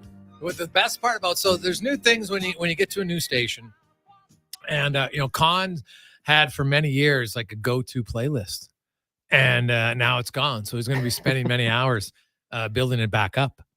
But what's great is there are a few classics on the oldie station from Sports 1440 that Connor doesn't even know about. They're a little bit before his time. Well, even before my time, but well before his time. And I was introducing him to some of them before, and he was just like, "Ooh, this is actually a pretty good song." So, you know what? This will expand, let's say, Cons potential song options for you at times. Oh, absolutely. I mean, it's going through, it's finding new songs. Guys I never would have gone to, but I do have a soft spot for. I think we got to get some Sam Cooke in here every once in a while. Yeah, like we got some of the oldies in the library right now, so it's going to be a little different. We'll see how it goes in the next week here. Got to keep it fresh and not rely on the same old song. But yeah, it's a good one. It's a good library here. Yeah, you'll be adding a lot to it. I like it. Welcome to Sports 1440. It is the Jason Gregor Show alongside Connor Halley. Of course, we're live on the radio. A new edition right now are those watching on YouTube, the Orders Nation stream. We'll be live there all the time. It's great. You want to see it. I can see Cons right now. Well, I can see him face to face, but I can also see him on my screen, which is great. Now, the camera went out, and we figured it out. Ty Yaremchuk, the tech guru. So they had the window open on the cameras. What happened was the cameras overheated.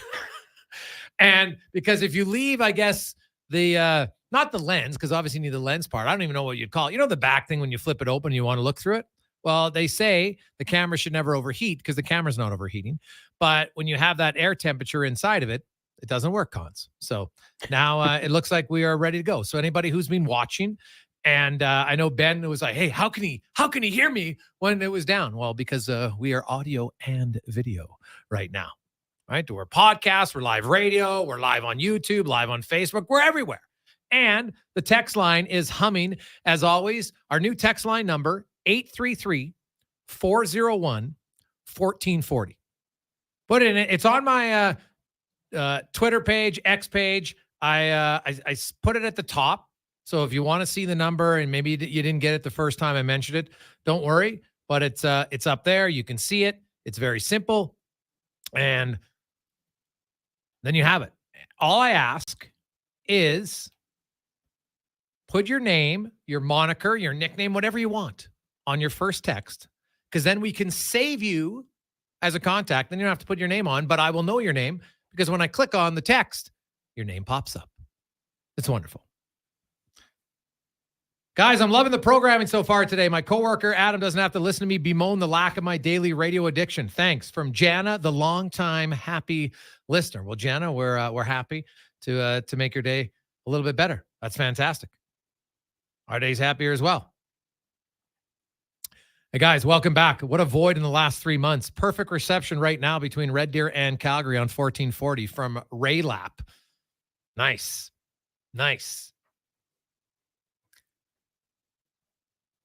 Guys, very happy to have you all back in my life. Is there a suggestion box? I'd like to suggest some combat sports content. There's a whole world you didn't really touch on in the old format. Either way, I'm in from Captain R. Well, Captain, we do have a few guests on it.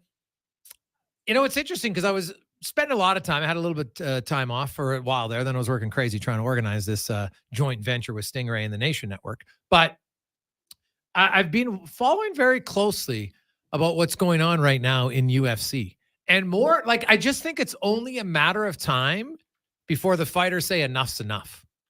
And what they're getting paid compared to what the UFC is making is ridiculous. Right? Like, you look in the, in the NHL, the NBA, like, they've got revenue sharing. You get 50%. Now, I know some it's a little bit higher, a little bit lower, but it's close. The UFC, man, we're talking like 20%. Less. sometimes. The fighters are the one who, and when you think about it, like literally putting your life on the line. Like it's a combat sport. You look at the long-term health effects in there, on average, are going to be worse than it is in basketball or hockey or soccer or any other sports. And that's fine, right? Like they make the choice to do it, but it would be wonderful if they could somehow get a union, because I do believe that right now they're just getting exploited a little bit, and it's disappointing, very disappointing for them. So, hey, gents, great to have you back on air. Long-time listener. My Friday bike rides with my daughter can finally get back to normal from the GOAT. GOAT, I like it. Hey, Positive Friday bike rides. We've had a lot of texts wondering about Positive Friday. Do you honestly think we wouldn't bring back the Brass Bonanza? Of course we are. I can't wait. I know some people said, well, Gregor, have it on today. You know what? I'm a big believer in certain traditions, and Positive Friday is a wonderful tradition. With the Brass Bonanza. It gets people set up for the weekend. It's awesome. Gets you in a good mood. And we will definitely be doing that. Hey, guys, is there a podcast version available for download from Erninger Conman? Tell them where's the best place. Yeah, absolutely. Yeah, it should be on the same feed that we had Apple and Spotify, just like we used to. We'll still have the individual interviews up at jasongregor.com. It'll be a little bit slower here. We're just working out some of the bugs. I think at the very latest, I'll have it all up by 6:30. But yes, we will have the podcast streams going once again, Apple, Spotify, wherever you get it from, and then jasongregor.com for the individual interviews. Yeah. So there you go. And you can get us everywhere. Even I know you can go if you want to try out to watch the show for the first time and you miss it, it'll be up on YouTube. You can go back. You can watch it there. And once now that we've figured out the overheating issues, I think we'll be good to go with that. And that's what day one's all about. Day one's all about is trying to figure out a few of the little glitches in the show. It just kind of happens. It's expected. Coming up next hour, Gino Lewis, Elks receiver, will join us. Sean Brown will make his Sports 1440 debut. He's going to be a regular co-host in studio with me on the Jason Gregor Show, which I'm looking forward to. Former NHLer, former Oiler, former first-round pick, former coach and GM in the AJHL. He's got a lot of hockey talk and, real good athlete in other sports. So we're looking forward to having Sean with us. Jordan Eberle from the Seattle Kraken will join us later on. The Spec Report is back. He will join us at 5. I can't confirm Spec's deck, but we will look at doing something deck related. I will say that next summer. That was a great fundraiser that we've done. Hey, fellas, glad to have you back. I'm curious, will you be doing Month of Giving? Oh, without question, Chris. Not even a hesitation. And you know what the best part is? We actually, in October, one of our first contests, and this is one we did last year, and Bobby and the gang at Legacy Heating they stepped up right after and said, we're doing it again. It was our Help Your Neighbor contest, where somebody wins a brand new furnace, installation, everything's included. They'll take out your old furnace to do everything. It was amazing. And then actually Steve stepped up, and Steve went to the house because he was like, well, it doesn't sound like it's a furnace issue. And there was lacking insulation. And Steve then put in all the insulation, and it was amazing. So how Help Your Neighbor works is, so if you want to start thinking about this, if you know anybody in your circle, whether it's at work, whether it's friends, who knows, somebody that you're like, man, they could really use a new furnace. Well, that's what we do. When you qualify, you're not going to win the furnace, but you qualify yourself in a draw. We do one person every day. And then at the end of the month, we do a draw. That person whose name comes out, they win. We get a prize pack for them, but then they get to surprise someone and gift them a brand new furnace from Legacy Heating. So yes, I'm a big believer. I think what's made our show successful for many years is, we have fun sports talk, and that's wonderful. But I think a lot of people appreciate the community involvement that we have, and we look out and help one another, and that's what we're going to continue to do. I think it's very important. And so yes, Month of Giving will be back. We do have our Pizza Pig out, if you're looking for some fun. And how about this? We're actually combining the Pizza Pig out this year with the and it just happens to be on the same night of the Oilers' season opener, not home opener, season opener, because remember, it's a Wednesday, October 11th in Vancouver. We are going to have the Pizza Pig out where it was initially before COVID. Because to continue it with COVID, we made it a drive-through, which was fun. But the initial Pizza Pig Out, the whole purpose was have everybody together so you can try multiple different types of pizzas. And that's what we're going to do. It's coming back. We're going to have it at Molson House on October 11th, all in support of Kidsport. And we've got tons of pizzerias that are already back in. And we'll do that from 6 until 8. And then, want to stick around? We'll have a little bit of a viewing party to watch the season opener, the Oilers against the Vancouver Canucks. It's going to be great. Hey, Greggs, I can't articulate how happy this makes me. I spent a lot of time on the road for work, and the last couple of months have been tough. Great work. Keep it going. I'm sure it was a lot. From Jason. Well, Jason, we're happy to make your ride a little bit easier. Thanks for making us part of your day. We truly appreciate it. Our sponsors appreciate it. And I tell everybody out there, any of the sponsors, those are people that care as much about sports radio and more importantly about the community as you. So if you support them when you can, it'll be greatly appreciated by us. We love it. Love it. Hey, boys, any insight on the kind of year Russell Wilson will have? I ended up drafting him yesterday because he still has some upside. Basically banking on Sean Payton and turning him around from Jerry. Jerry, that is a great question because honestly, for many people, they feel like Sean Payton was like this offensive guru. He's a genius. I think the best thing he'd said when he first got hired was, guess what? Russell Wilson's personal team, they're not part of the football team. You can still have your own personal trainers in the offseason, do whatever you want. Have your entourage. I don't care. But when the season begins, no. Team first. Cons, what are your expectations on Wilson this season? I mean, the good news, Gregor, is that the bar probably can't be much lower. So, I mean, I don't know if they're going to be as bad as they were last year. They've got the injuries, though, right? Jerry Jeudy had the little hamstring pull on the end around. Tim Patrick. I mean, Cortland Sutton's going to be healthy. That's going to big. I'm a big fan of their tight end. Greg Dulcich, a second-year player who I thought had moments last year where he looked really good. I think Sean Payton's going to get the most out of him that he can. I don't know if he's going to go back to the form, 2015 when Russ was cooking and doing all those sorts of things, but I think he'll be improved. The problem is he's going to be in a division with the Kansas City Chiefs. He's got the Chargers who hired Kellen Moore. I mean, they're going to put up a lot of points and move the ball downfield. The Raiders, well, we'll see what happens there. I know they've got some issues going on today, but I think he's going to have a better year. I just don't know if it will be enough, especially with some of the weapons that went down early in training camp. 356, Jason Gregor, Connor Halley with you. We are live on Sports 1440. Our transmitter is out of Wetaskiwin. So big shout out to everybody in Wetaskiwin. And of course, our studio, the eWell studio, is live here at the West Edmonton Mall. And Connor Halley already first day ate in the food court. So we used to have, how many days could Struddy go without needing a day off? How many days do you think Connor can go without eating at the food court?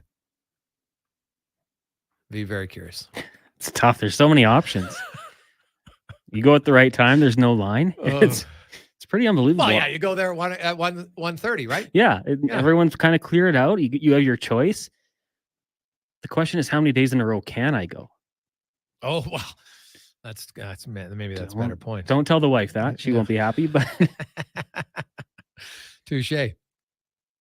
Let's get to the Con Man and a Sports Center update brought to you by BIE Engineering, your structural engineering specialist. Whether in the process of a renovation or building your dream home, BIE can help you out. Go to BIEENG.com.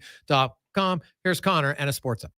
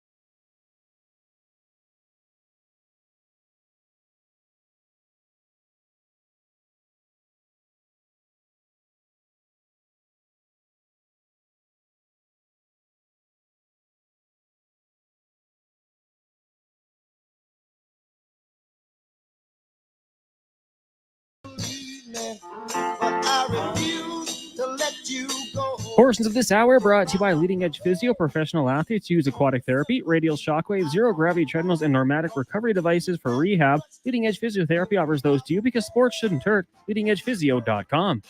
Sports Radio is back. The Jason Gregor Show on Sports 1440. Presented by PlayAlberta.ca, Alberta's only regulated online gambling website. Just after 4 o'clock, it is the Gregor Show, presented by PlayAlberta.ca. Remember, if you gamble, use your GameSense. Go to gamesense.ab.ca. Fantastic resource to ensure that you stay within your limits. PlayAlberta.ca. Jason Gregor alongside Connor Halley. Of course, day one of Sports 1440. We're happy to have you along for the ride with us.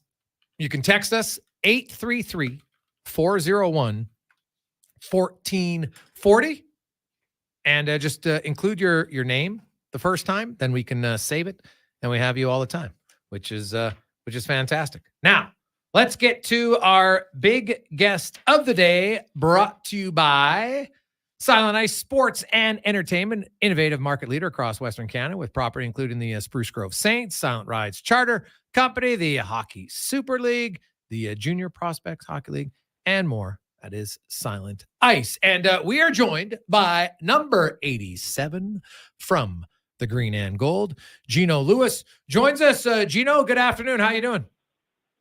Hey, man. How you doing, man? Thank you guys for having me on. Hey, I appreciate you coming on today.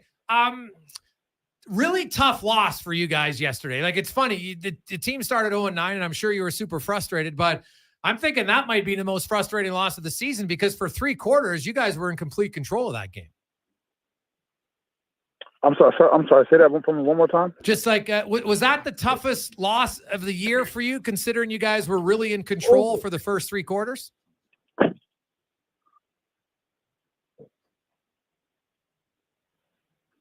I don't know. Sorry, hold on, guys. Excuse me for 1 second. Hold on 1 second. All right. We'll put Gino on hold, Con, man. We'll try to clear up that, see what's going on with his connection there. But because it's funny, I know they started 0-9, and when you lose 9 in a row, and I'm sure the losses, the frustration builds, but the way they had that game in control for the first 45 minutes, I just have to think that's the most frustrating loss of the year because they could have won that game. Like, they were blown out early in the year in a lot of their games, excluding the Saskatchewan ones. I mean, the Winnipeg game was close, sure, and then they won 2. But that loss yesterday, as tough as it is, I wonder if it's one that says, okay, you know what? Like, we can be competitive here, but if you want to win this league consistently, you got to find ways to put teams away. And they weren't able to do it yesterday. And that was the concern. You know, as great as Trey Ford was scrambling, he was unbelievable to watch, highly entertaining, which is fantastic. The next evolution of his game, and we saw it earlier, like, man, he was throwing some dimes earlier on receivers in other games, and a few of them dropped them. Like, I think Trey Ford can throw the ball. I have no issue with it at all. But that's the one thing they'll look and say, okay, this Saturday, we got to have a little bit better of an aerial attack against the Stampeders. No question in my mind. So we'll find out where it goes from here with the Green and Gold. But that was a tough loss because had they won yesterday, they'd be tied with Calgary, 1 game back of Hamilton. Hey, Gino, how you doing? Now you win that game and on Saturday, and suddenly now you're ahead of them. All right, so we'll see where it goes from here. But it's funny. Elks fans have had a lot of disappointments for many years. But that's what's kind of cool and unique, I believe, about fans is, you know what? When the team's bad, you will voice your opinion, as you should. And I always tell pro teams this. The minute fans aren't talking about you when you suck, that's the problem. Because if your fans are still invested and still loyal and still upset when you're losing, that means they care. And if your fans care, that's all that matters. Honestly, because the minute they don't care, then guess what? Then they don't go to games. Then they stop watching the games. Those are the issues. So. Oh, okay. I'll just throw you in hold and we'll get to you shortly here, Gino. Well, I think we've got Gino back now. Yeah, Gino Lewis is with us. Gino, thanks for clarifying, getting everything cleared up. We appreciate it. So I know you guys had a tough start to the season. You rolled off. You've played really well here for the last month. Your last 4 games have been highly competitive. You could probably make an argument. You could be 4-0 in those games. Yesterday, you're up. You're in complete control through 45 minutes. From a veteran perspective, what did you see that you didn't really like from the group in the fourth quarter? We didn't finish, man. Like you said, we had really control of the game, most of the game. And I just think it was just some situational moments that we just got to be better at. And we just got to be able to finish the game. But, at the end of the day, we got to give credit to Calgary, man. They made a couple more plays at the end of this. Good thing is that we got them again this week. Gino, I don't know how much you knew about Trey Ford. Obviously, you were in practice with him through training camp and everything like that. But then you see him in games. He's a young quarterback. Like even in college, he didn't play a ton of games. But man, this guy is highly entertaining, and athletic. As a receiver, what has impressed you most about your young quarterback? Yeah, man. He's just Trey's just very dynamic, man. You guys can see it last night. Just the runs that he does and the plays that he creates with his feet, and it's tough. It's tough to game plan against, and we're just trying to go out there and help him, be as best as he can, and elevate our games to elevate his game. So at the end of the day, that's what we're trying to do, and that's all we can do, and that's what we're going to keep trying to do to get these wins. But we just want to be competitive. At the end of the day, that's who we are, and we know that we can win. We just got to start finishing. Gino, as a receiver, when you know you have a quarterback who has that ability to extend plays with his legs, how does that change your mindset at all downfield? Let's say you run your route and you don't get it originally, but then, he's scrambling. As a receiver, like I know you got to keep working to get open, and we saw that on Dunbar's, I think it was his second touchdown. But when you look at a quarterback like that, how does it change maybe what you can do as a receiver downfield that you can't if a guy doesn't have that ability to extend plays? I think for the receiver, you just have to be more aware of, where he's going to scramble to, and just understand and put yourself in a position to where, you can get within, his eyes and he can see you. So, but you just have to also know that you might have to also block because he might take off and, the more blocks that he gets, the further he's going to get. So, at the end of the day, it's just about, just being aware of the situation, aware of what's going on. But it just, like I said, it creates holes within the defenses, and as long as we see them and we create the plays that we need to create, they'll be successful. Gino Lewis joins us on Sports 1440. The Elks taking on the Stampeders this Saturday, 5:00. It's the rematch after a very entertaining Labor Day Monday match. A disappointing loss, of course, for the green and gold. As a veteran guy, we had Coach Jones was on our station earlier today, and he talked about how there's 13 rookies. There's 23 guys in either their first or second year. And, like pro football is very different than college football. You have that many rookies. You talked about kind of knowing how to hold on to leads and different things. Do you have to, and I don't know if it's natural or not, but do you have to be more vocal when you have such a young team, or can that be a distraction? I think it's both sides. You got to be more vocal, but you have to also have to lead by examples. Because a lot of rookie guys, they like to see guys who also do it on the field and walk the walk and talk the talk. So, but yeah, you have to just be a little more focused though when it comes to having more rookies or younger guys on the team. Just because a lot of them, it's their first time, even coming up to Canada, so they're trying to learn the game, understand, it's a bigger field, it's another player on the field and things like that. So, and some of the situations they haven't been in yet, you know what I mean, up here. So it's just kind of, we got to help them grow too. And, but there's no excuses, we trust in the guys that we have, the young guys, they're doing a good job right now. We just got to keep, elevating their game and keep building them to be the best players that they can be. Since Jarius Jackson has come in the offensive coordinator, what have you seen the biggest difference in play calling? I'll say that one more time for me. With Jarius Jackson taking over as your OC, what have you seen maybe the difference in how he calls a game? Yeah, I just think, they're just trying to put Trey in the best position to be successful. So, just kind of let him be able to, see things kind of as clear as possible. Not think too much and stuff like that. That's kind of what we need to just keep trying to do. But, like I said, since he's been in there, things been going a lot better, but we just got to keep finishing these games and win. That's what we got to do. a short week like this, Gino, it's a disappointing loss. Take us through how practice looks in a week like this. Practice was great, man. It's always competitive. You also know that it's kind of like a little bit of a short week, so you got to also make sure everybody's bodies is together.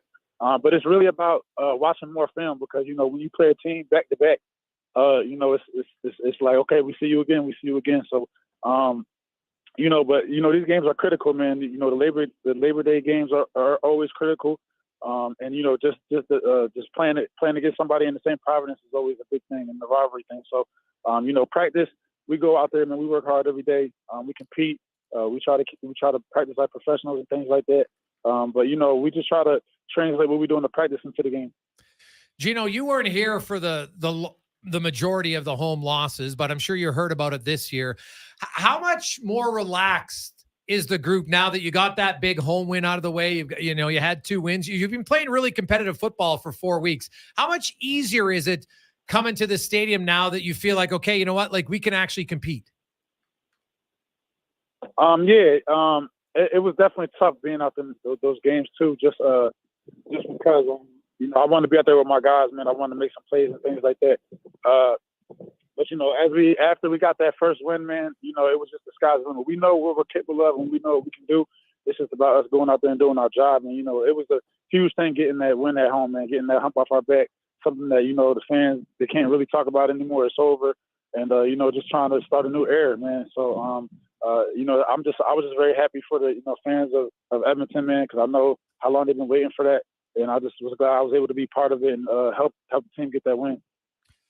Gino, we really appreciate your time today. Hope you're feeling good the day after a tough, entertaining game, and best of luck at home on Saturday. Appreciate your time. Thanks, man. I appreciate you guys. You guys have a good day. There you go. That is Gino Lewis, number 87 for the Edmonton Elks.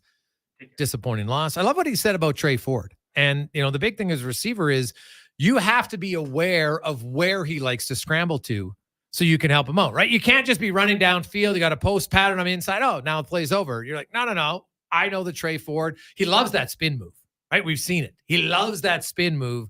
He can elude defenders very well. And then as a receiver, you get open downfield, and suddenly that's going to be a big one because we saw Trey Ford's scrambling ability yesterday. It was amazing. Ideally, you would like him to scramble to elude pressure, but then be able to throw a 20-yard, 25-yard dart downfield.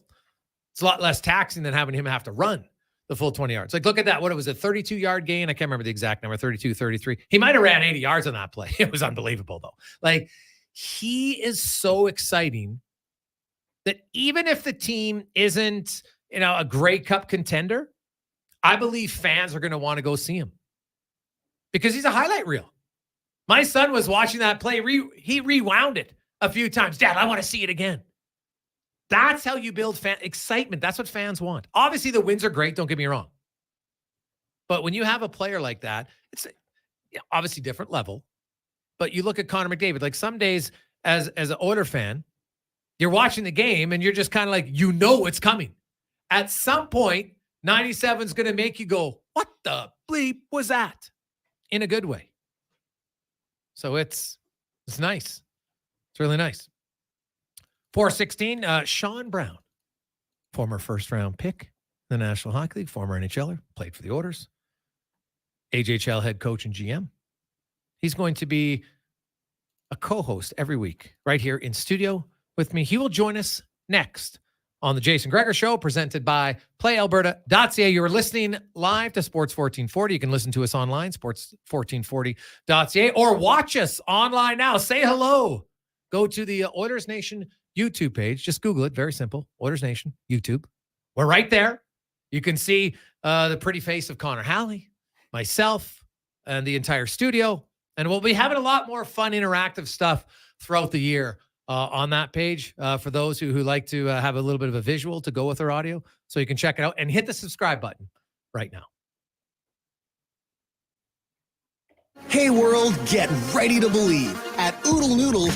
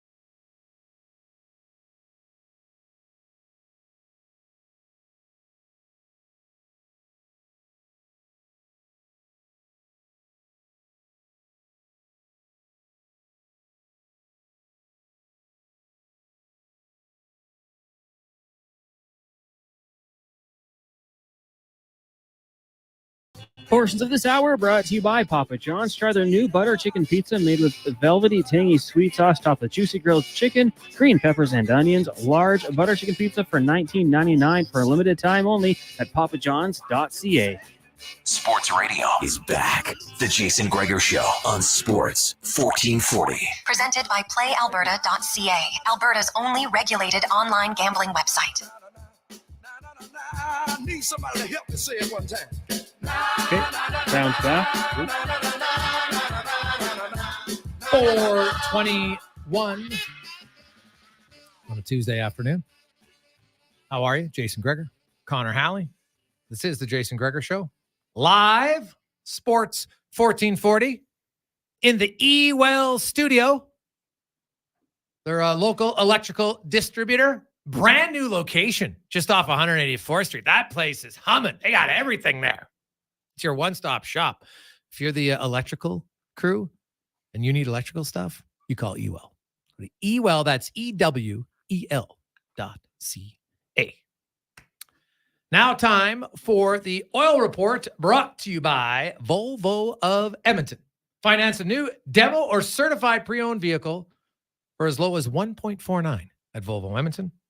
They're Canada's best Volvo dealership, volvoedmonton.com.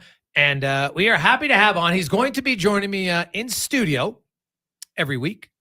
Today he joins us on the line just to welcome him into the family. He's going to be a regular weekly co-host with us. Former NHLer, former Edmonton owner, former first-round pick, Sean Brown joins us. Brownie, how you doing? Awesome, Gregor. Congrats, man. I know you're excited to be back on. It's been a while, and I'm happy to be joining and happy that to hear your voice back on the radio. Well, hey, man, we're happy to have you. Are you going to be voicing more commercials? Commercial guy.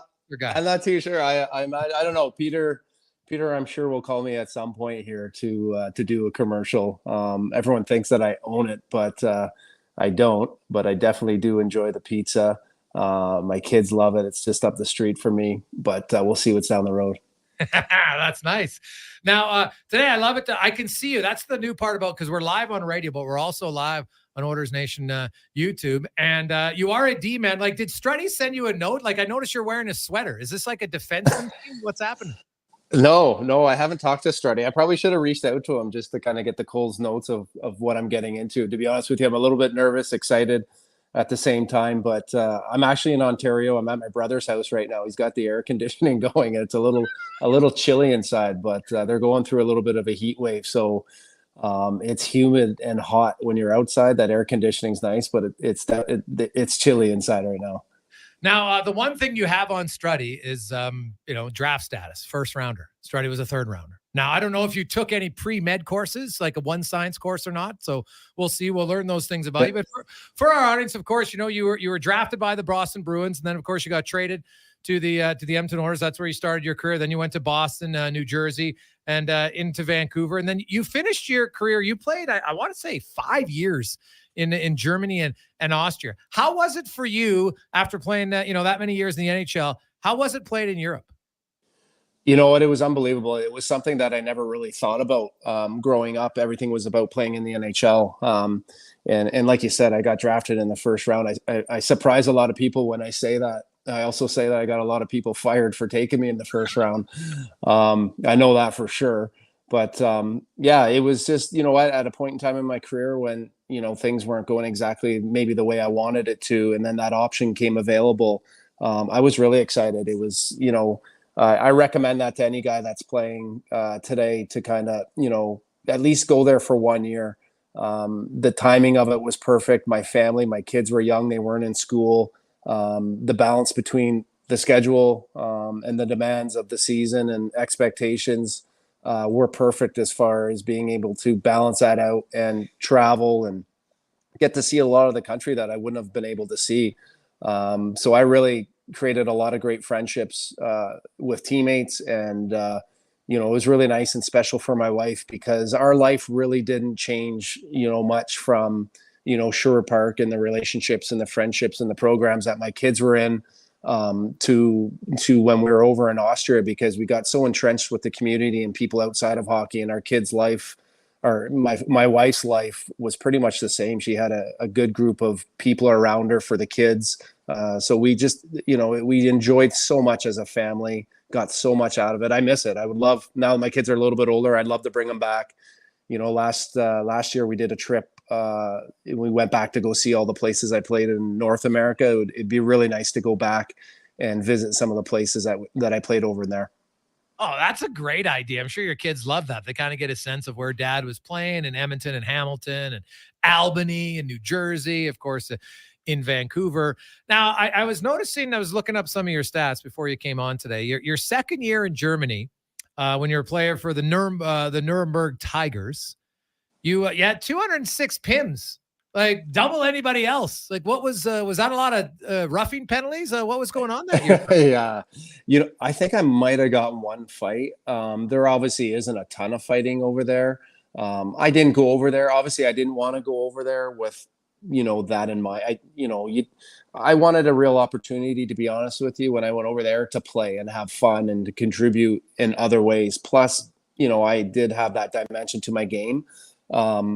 But yeah, I did get in a little bit of an altercation. I do remember from time to time, but for the most part, yeah, that was, I mean, if you can remember back, Gregor, from when I played, I did take a lot of minor penalties for cross checking, and that's always kind of followed me. But it was nice. It was a nice balance between being able to play my game, but I was also able to add, some other areas of my game that I just wasn't able to do when I was back in North America, and it made it fun again. Like I honestly I went over there because I was a little bit frustrated, and I had so much fun contributing in different ways. And I think every hockey player, when the game is over, wants to feel like they contributed to the team, and whether obviously in a win, that's important for everyone, no matter what level you're playing at. Sean Brown joins us. He is going to be a weekly co-host on the show. Very much looking forward to that. He's going to join us every Tuesday, and very fun. Talk about his career. He's got a lot of takes. And what I like about you, Brownies, you're not afraid to share your opinion. That's what makes sports talk radio successful, which is nice. We do have lots of texts coming in already. People wondering. My most important question for Sean is, what are his thoughts on banana bread? Does that person know my wife? Because my wife makes unbelievable banana bread. It's the best banana bread. Actually, a funny story. When I was over in Germany, my wife loves to bake, loves feeding people, taking care of people, and so there was a spot that I got to know one of the locals, and he had a little a bar that we used to go to, and it was really hard to find like a greasy spoon, the North American breakfast, because obviously they like their meats and cheeses. And so anyway, somehow we got connected with this guy, and he had some of the banana bread. My wife wound up making it for this guy like once a week, and it was a huge hit. So I'm a huge banana bread guy, especially when it's moist, big chocolate chunks. Yeah, anyone that's had my wife's banana bread loves it, and I'm a huge banana bread guy. Okay, because well, obviously you're unaware, but Strutty, he thinks banana bread's terrible. So that's so I need to ask. Like, what? Really? Wow. Yeah, dude. Hey, you're asking the wrong guy here, because I got the biggest sweet tooth you could imagine. It's actually a problem. Geez, yeah, trust me. Now you and I are on the same level. Like, I had to ban myself from Bulk Barn. Like, I literally had to tell. I tell myself I couldn't go. I've gone now, like, well, I'm probably up to 6 months. But for the first while, like, I would literally drive by it, and like my steering wheel wanted to turn. Like, the Dynasty hours, the buying in bulk, raisins. God, I love them all. So I've weaned myself off of it pretty well. So you know what? Geez, if you're a sweet tooth, Tuesdays might. Well, geez, Tuesdays can be fun. Like, what if you could have one candy? What's your go-to? See, my wife's a candy guy. I'm an ice cream guy, right? It's a big issue in our house, because my wife is a candy. She loves her sweets too. She loves candy, but she's the type of person that can have a candy or two and put it in the cupboard or put it away and forget about it. Right? To me, I don't understand how she could do that. Right? So I'm one of those guys, like, I'm all in.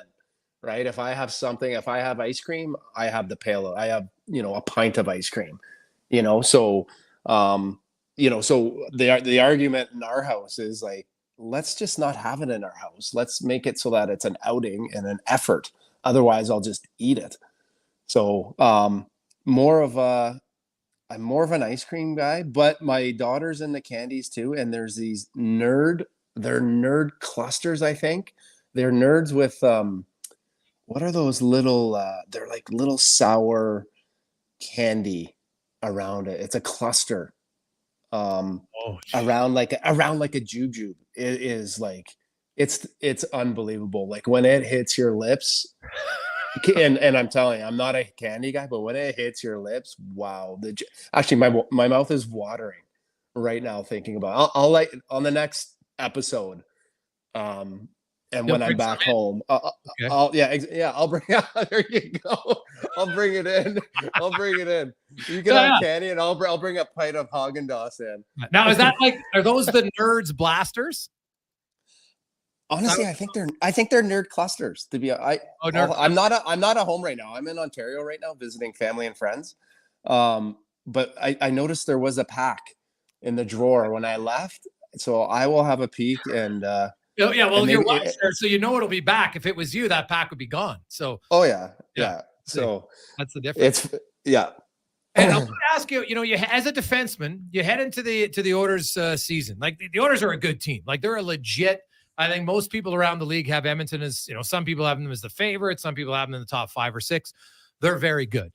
As a D man, like having continuity amongst your pairings matters. I think it helps. Every defenseman I've ever talked to agrees with that. But there's also going to be change and evolution. Like Bouchard and Ekholm, they seem like an obvious one to start together. And, you put CC and Nurse because 2 years ago, they were very good as a pairing. But what would you do? Like, when would you experiment with D-men? Well, obviously, I think, exhibition is when you try it. This red light's beeping again. Is that for me? Oh, go ahead, buddy. Oh, sorry. Obviously, exhibition is when you're going to try it. But I mean, Evan Bouchard coming off of a season like he had, which was a great season, especially at the end, he really came into his own. But, he's going to be a different player. Like experience that he got last year. He's going to be that much more poised, and he's going to handle a lot of situations that were new to him. This year, he's going to feel way more comfortable in. So he's going to bring a different dimension and element to his game and confidence to himself. That's going to, obviously carry over to others. So, I think they would obviously have some ideas of some pairings and how they think it will look. But I think with everyone's experience from last year, not only his, but everyone else's, I think, I think there's going to be a lot of good things that will come from that, because I think you'll be able to shift and move guys around and really make it harder for other teams to maybe line up, match up, and play against them. Brownie, I appreciate you doing this on your family trip. We wanted to introduce you to our listeners. I think they're going to be very impressed and very excited to get to know you better. We already got lots of texts coming in. They love that Brownie likes banana bread, so you're already in the good books by a lot of them. That was a really super spot with many of the listeners in regards to Struddy's takes on banana bread. So I'm sure I'll have lots of other hot takes on different food. We look forward to you joining us every Tuesday in the Sports 1440 studio. We appreciate it. Have yourself a good trip, and we'll see you next Tuesday. Awesome, guys. Thanks a lot, Gregor, and congrats. There you go. Sean Brown, former NHLer. He was the 19th overall pick back in 1995 by the Boston Bruins. And, of course, got traded. Played for the Edmonton Oilers for his first, I think, 6 or 7 pro seasons. Then went back to Boston, New Jersey, and finished his NHL career in Vancouver before finishing off 5 years split between Germany and Austria. And I'll tell you, Sean Brown, he might skate as well. Like, he was an unbelievable skater. Like, that guy you should see him now still. Like, Brownie's, I think he's 46. Like, he can absolutely fly still.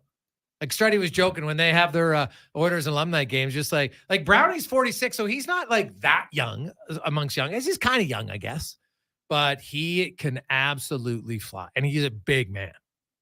So, but his skating was top notch all the time.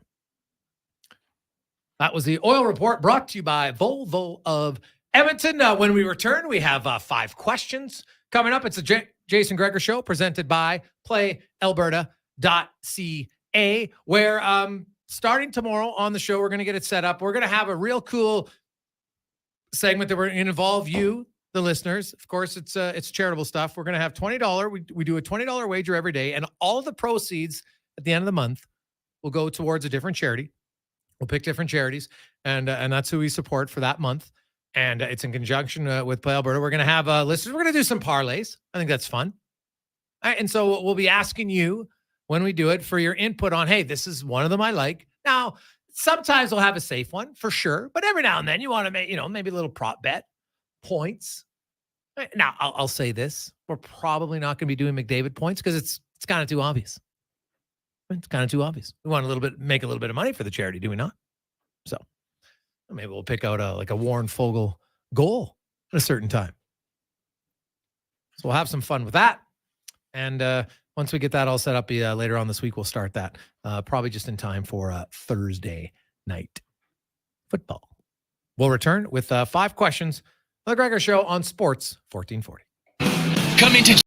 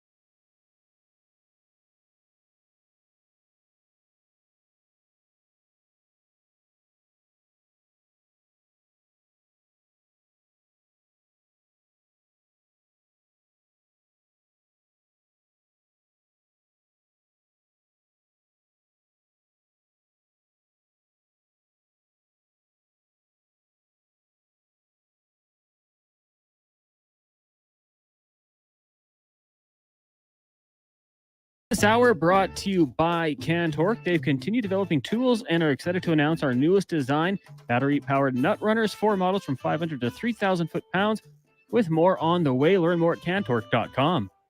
Sports Radio is back. The Jason Gregor Show on Sports 1440. Presented by PlayAlberta.ca, Alberta's only regulated online gambling website.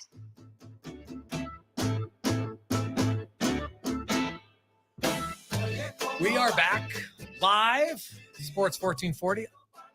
Also, welcome to all of you watching the show live at Oilers Nation YouTube page. It's very easy to find.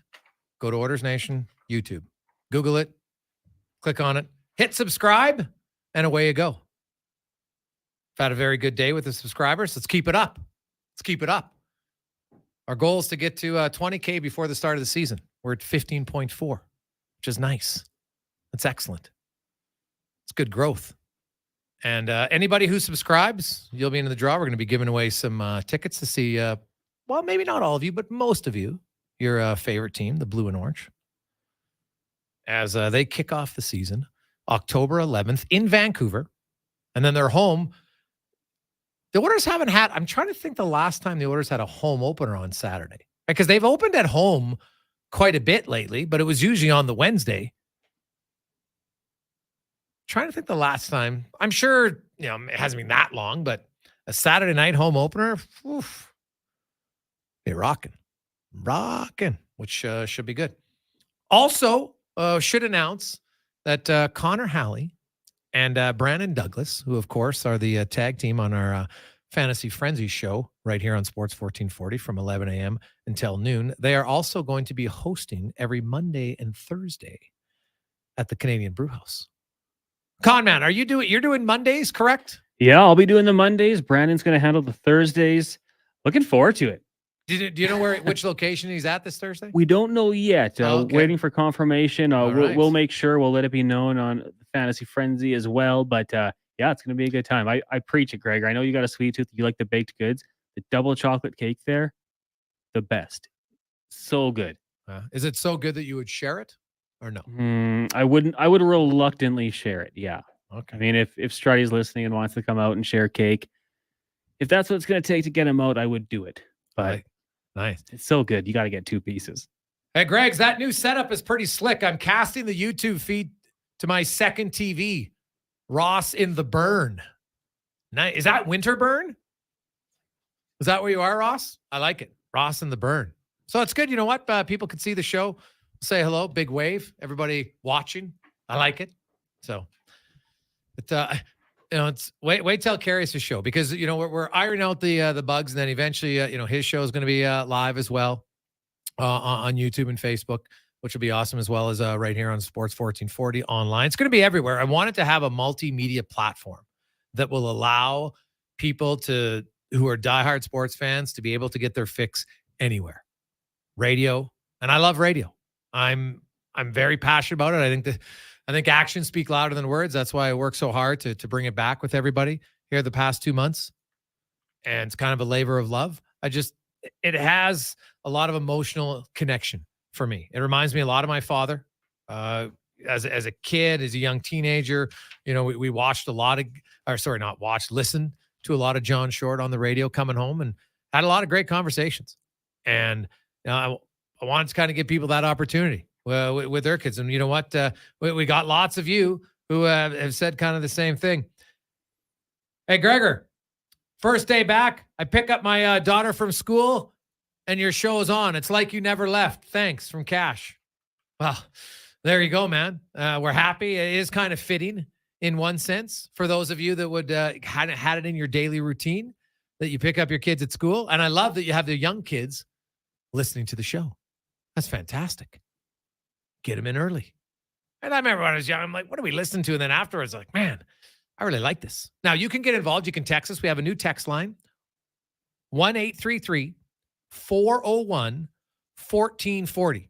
Text in, include your name, your nickname, whatever you want to be called the first time, because we can actually save it for you. And then you don't have to do it the next time, but we will know, because I will have your name saved. Okay? And I like some of the monikers we're getting. Hey, guys, welcome back, Gregor. So nice to have my afternoon radio again from Christopher of the Rose in Camrose County. A little Wild Rose country. I like it. I like it a lot. Now, let's get to 5 questions brought to you by The Brick. The tents are up and the prices are down. It's the Brick tent sale. You can get up to 60% off original price on clearance items in the tent right now. Visit your local Brick store and start saving. It's time for 5 questions on the Jason Gregor Show. All right, Gregor, question number 1. Tough loss for the Elks last night. After the game, coming up on 24 hours later, do you think the Elks can take away any positives despite the result? Oh, yeah. Come on. Like, for 45 minutes, they had that game in control. Calgary didn't really have an answer for them offensively. And I thought Edmonton's defense, like, with a 4-man rush, look how much pressure they were continually getting. But then I'd love to decipher, get a lie detector on Coach Jones and some of the players, like, what happened in the fourth quarter? Is it just inexperience? Like, I don't know. That seems like too easy of a crutch to just, wow, we're inexperienced.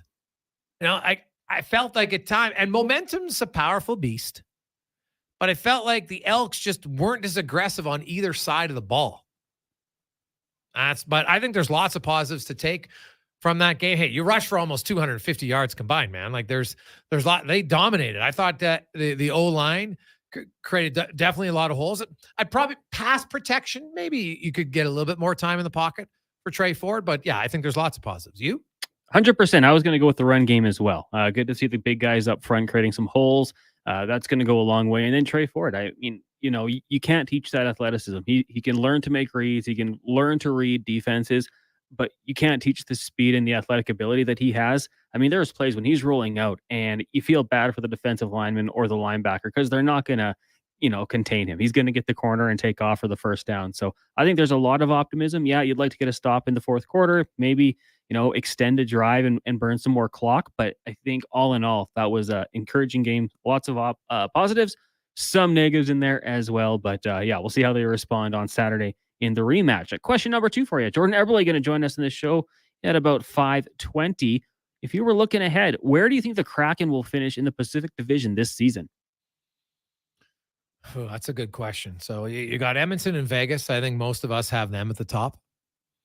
LA, Seattle, Vancouver, Calgary. Like, I think Calgary and Vancouver are going to be improved. The thing about Seattle is their team game, like, they didn't rely on one guy. And this year, I don't think they can either. Like, Manny Beniers, really good rookie season. We've seen, can he continue? We'll find out. But I'm going to say Seattle finishes 5th in the Pacific. Yeah, I mean, I'd like to think that they continue, that trajectory and play well.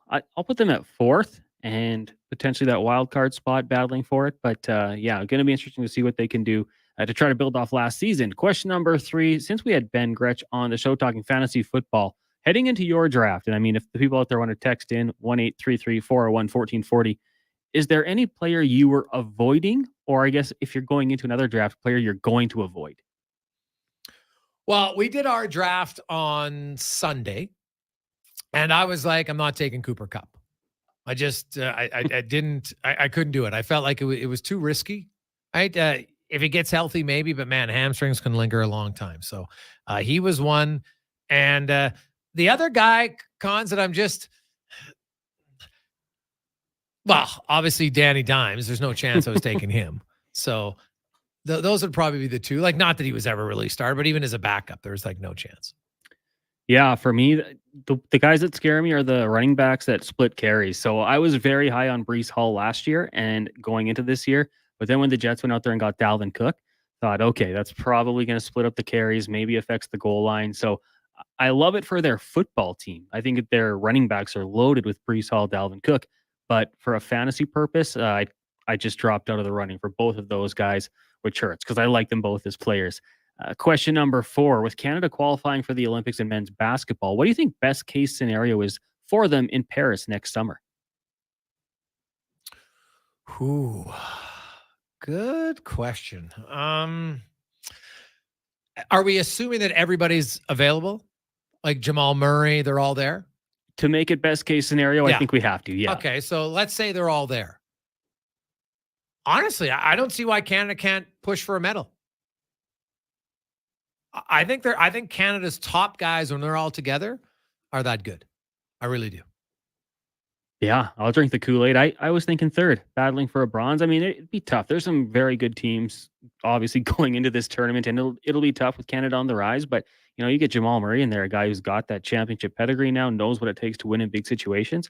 Why not? I know we were both high on Canada going into the FIFA World Cup as well, but I'm going to keep that optimism going and say, yeah, third place, bronze medal would be fantastic.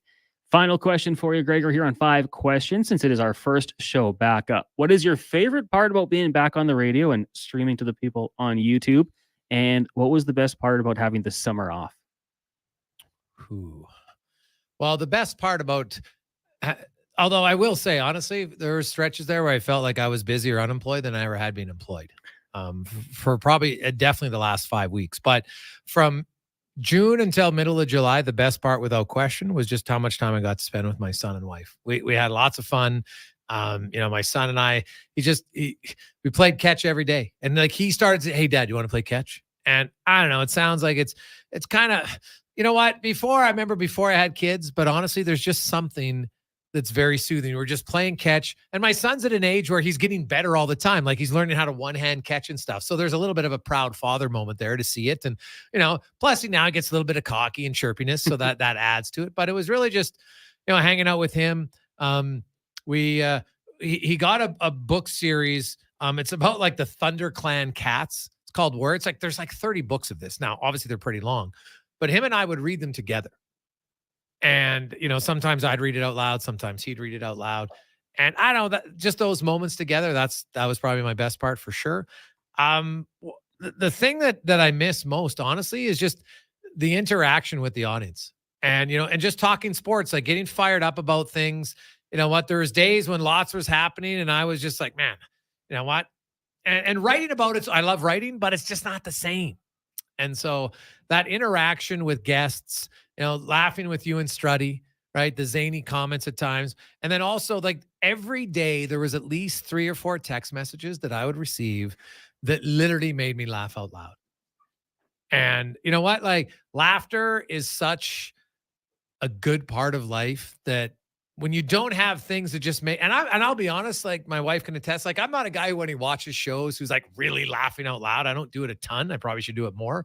I laugh kind of internally, but those texts would make me laugh out loud. So that's kind of what I miss. What about you?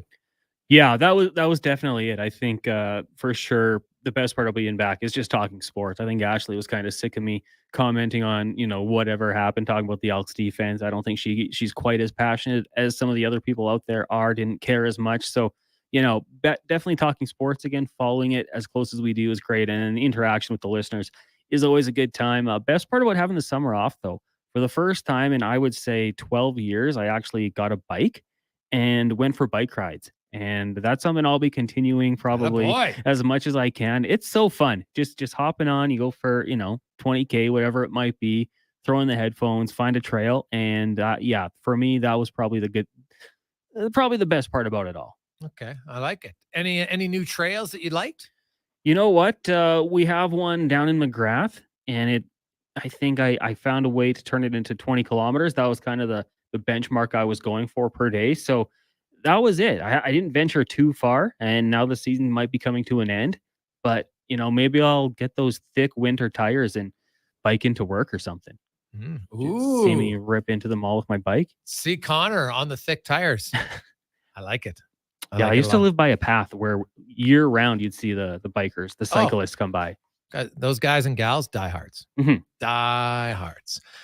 Let's get to the con man and a sports update here on Sports 1440, brought to you by Edmonton Kubota. They're excited to be back on the air with Sports Talk 1440 and all their compact BXB tractors in stock or on sale with 0% financing for 48 months, or shop online at EdmontonKubota.com. Here's Connor Halley.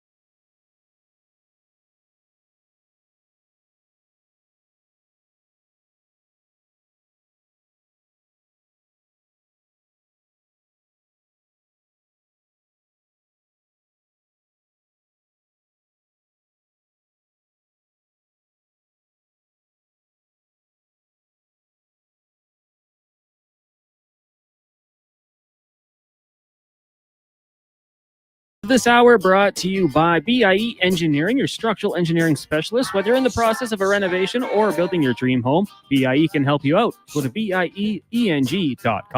Sports Radio is back. The Jason Gregor Show on Sports 1440. Presented by PlayAlberta.ca, Alberta's only regulated online gambling website. They say they want to bring me in guilty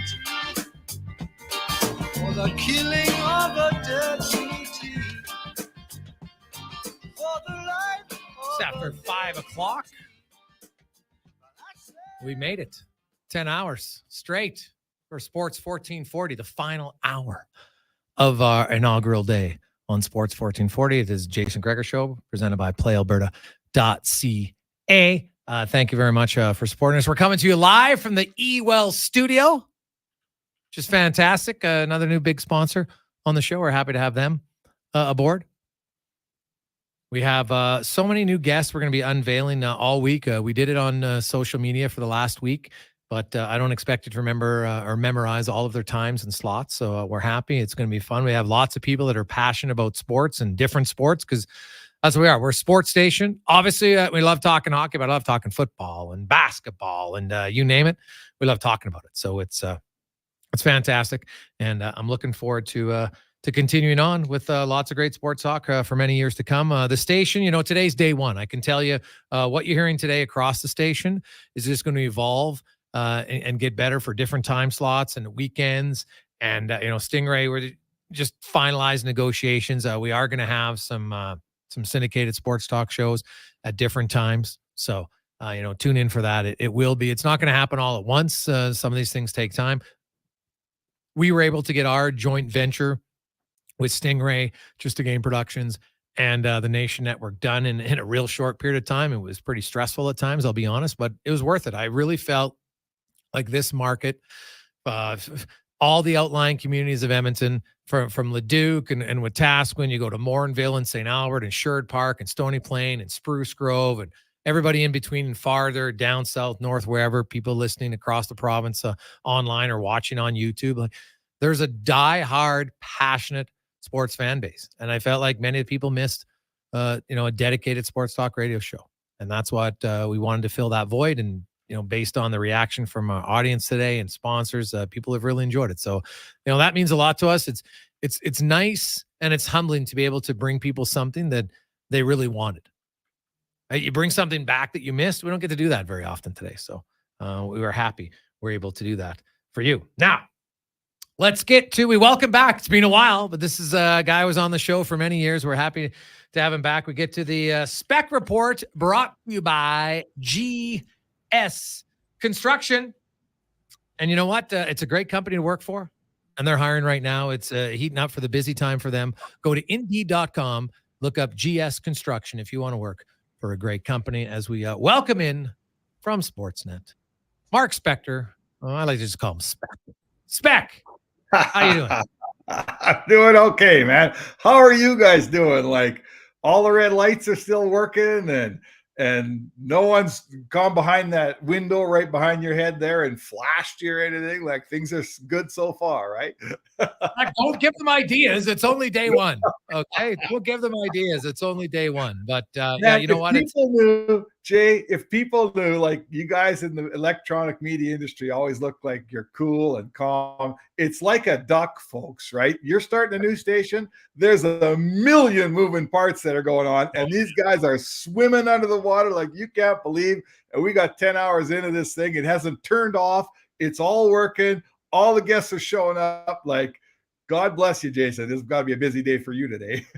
Oh, you know what, man? There's so many people like Ty Yaremchuk and Declan running because we have the digital component now, and the cameras would overheated because we had the back cap thing open, like a small thing you would never even think of. I'm like, how does a camera overheat? But it's not like it did. That was going to happen. Yeah, it gets too much air on it, so then you have to close it. So that Leo Routens was swearing, and it was awesome. It wasn't on air, of course, but I could see him, and he was like, "What's going on here?" So you know what, you're going to have a few of those as we work our way through. But overall, I think the day one has been pretty seamless. for the most part. So I'm excited about that. I'm pumped to have you back on. We already had lots of texts coming in on we might have to have a discussion on Specs Deck, maybe the neutral site, but I have a few deck places that we could probably do a Specs Deck again. That was pretty fun. Well, you know what? We did 2 of them right at my house, and I think I would say to you, why don't you phone Tracy, your beautiful wife, and say, we're going to invite 40 dudes over because it's only guys that win the contest. So,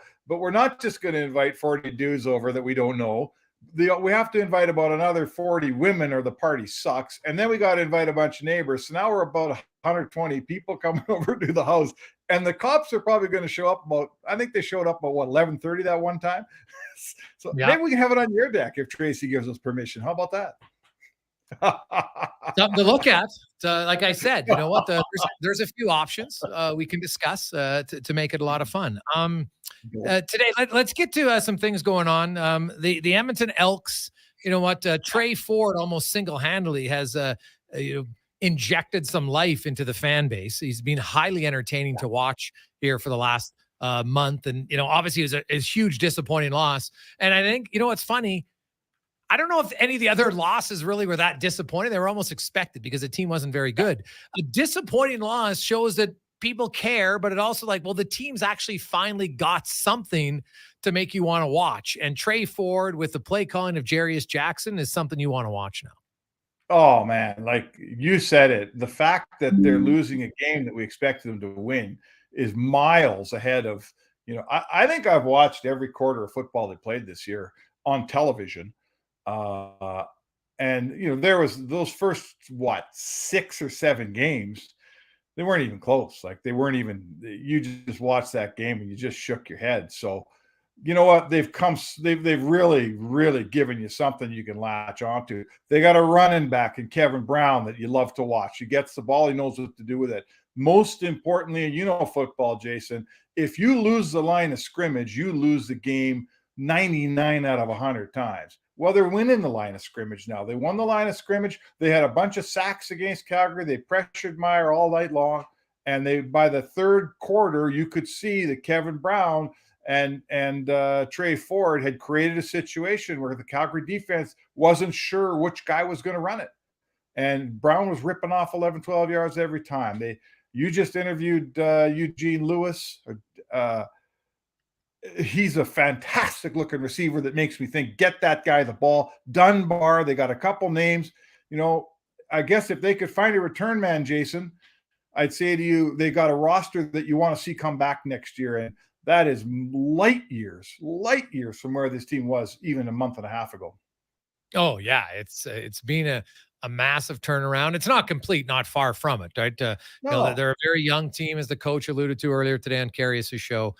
13 rookies, 23 guys in their first or second year. So, because yesterday is a game you shouldn't lose. You're up that big going into the fourth quarter. There's no chance you should lose that game. But at least there's some hope on the horizon, it looks like, for green and gold fans, which is very different to what the mindset is for fans of the blue and orange, because the Edmonton Oilers are a legit Stanley Cup contender when this season begins. And the season spec, while it's unofficial because it's captain skates, you've covered the team a little bit longer than I have. I've been here for over 22 years. I've never seen the entire team in town 2 weeks before training camp even begins. Like, it just kind of shows you, I think, that, where this team is at mentally and what their expectations are. Yeah, I think this is Connor McDavid turning into the captain that they wish they wanted him to be when he was 18, which was frankly completely unrealistic, right? This is a captain that's come of age now. This is a guy who, after, as we reported a couple of weeks ago, after that last loss to Vegas, Connor cleared the room of the people that didn't need to be there, and he had some words to say to that team before any of the media got in that room, before all the hangers-on came down. He had some words to say to that team after the Vegas game, and he has since put it out there. He wants everybody here for September 5, which is today. And I've been watching Twitter. A whole bunch of teams have guys coming into town today, but they're rolling in here, they're rolling in there. Then you see the pictures from the Oilers skate, right? And all the guys are there. Like everyone, when Connor McDavid says, we're going to skate on the 5th, they're there to skate in the 5th. He's got Dustin Schwartz and another assistant coach. I'm not sure which one he's got, but Connor said to me 2 weeks ago, he says, we got to take these skates more serious. We got to be more organized, and we got to get something out of them. We're all in shape. It's not time to just come and get in shape. We're already in shape. Let's get something out of these skates. Jason, I think this is a guy who's ready to really be a captain, and this is likely a team that's ready to really contend. Right now, you know what? There's not a lot of openings. I think we could argue that there's Lane Peterson and Sam Gagne and Raphael Lavoie and Brandon Sutter competing potentially for one spot, right? Like the top 11 spots could be secured offensively. Ken Holland's already on record as saying they're going to start with the same 7 defensemen that they ended last year. We have the 2 goaltenders. I'm hearing some whispers though that the Oilers might sign another guy here to like a league minimum salary just because that's all they got left. And I do look at their depth chart and I could see why they'd want a little bit more, because you don't know for sure Gagne and Sutter coming off of an injury and then coming off long-term COVID, just exactly what they're going to be. And Lane Peterson has never yet established himself as a regular NHLer, nor is Lavoie. No. Oh, for sure. This is what I would say to you, Jason. If they sign one more guy, this is going to be the guy that almost nullifies the PTO players. If they find a guy, to me, he'll be a fourth line centerman who they will actually sign to a contract that they're liable for and expect him to make the team. If that guy gets signed and I'm Brandon Sutter and I'm Sam Gagne, I'm coming to camp auditioning for somebody other than the Edmonton Oilers. I have a feeling that if they sign a guy, it's because there's a bunch of talent out there. There's still good players. I mean, I'd say your nephew Noah's one of them. It's hard to believe that here we are, this close to camp's opening, and a kid like Noah Gregor, who's, he's a good player, big, strong, fast. He's got to be part of your organization, you'd think, sitting out there without a contract. Well, there's a whole bunch of Noah Gregors. So to me, if Holland signs a guy, if I'm Sutter, if I'm Gagne, I'm coming here. Who was the guy that came to Edmonton's camp as a PTO and signed with the Flames? It was Chris Versteeg. Chris Versteeg, thank you. Yeah, they become Chris Versteeg. They're not auditioning for the Edmonton Oilers anymore. Yeah, and you know what?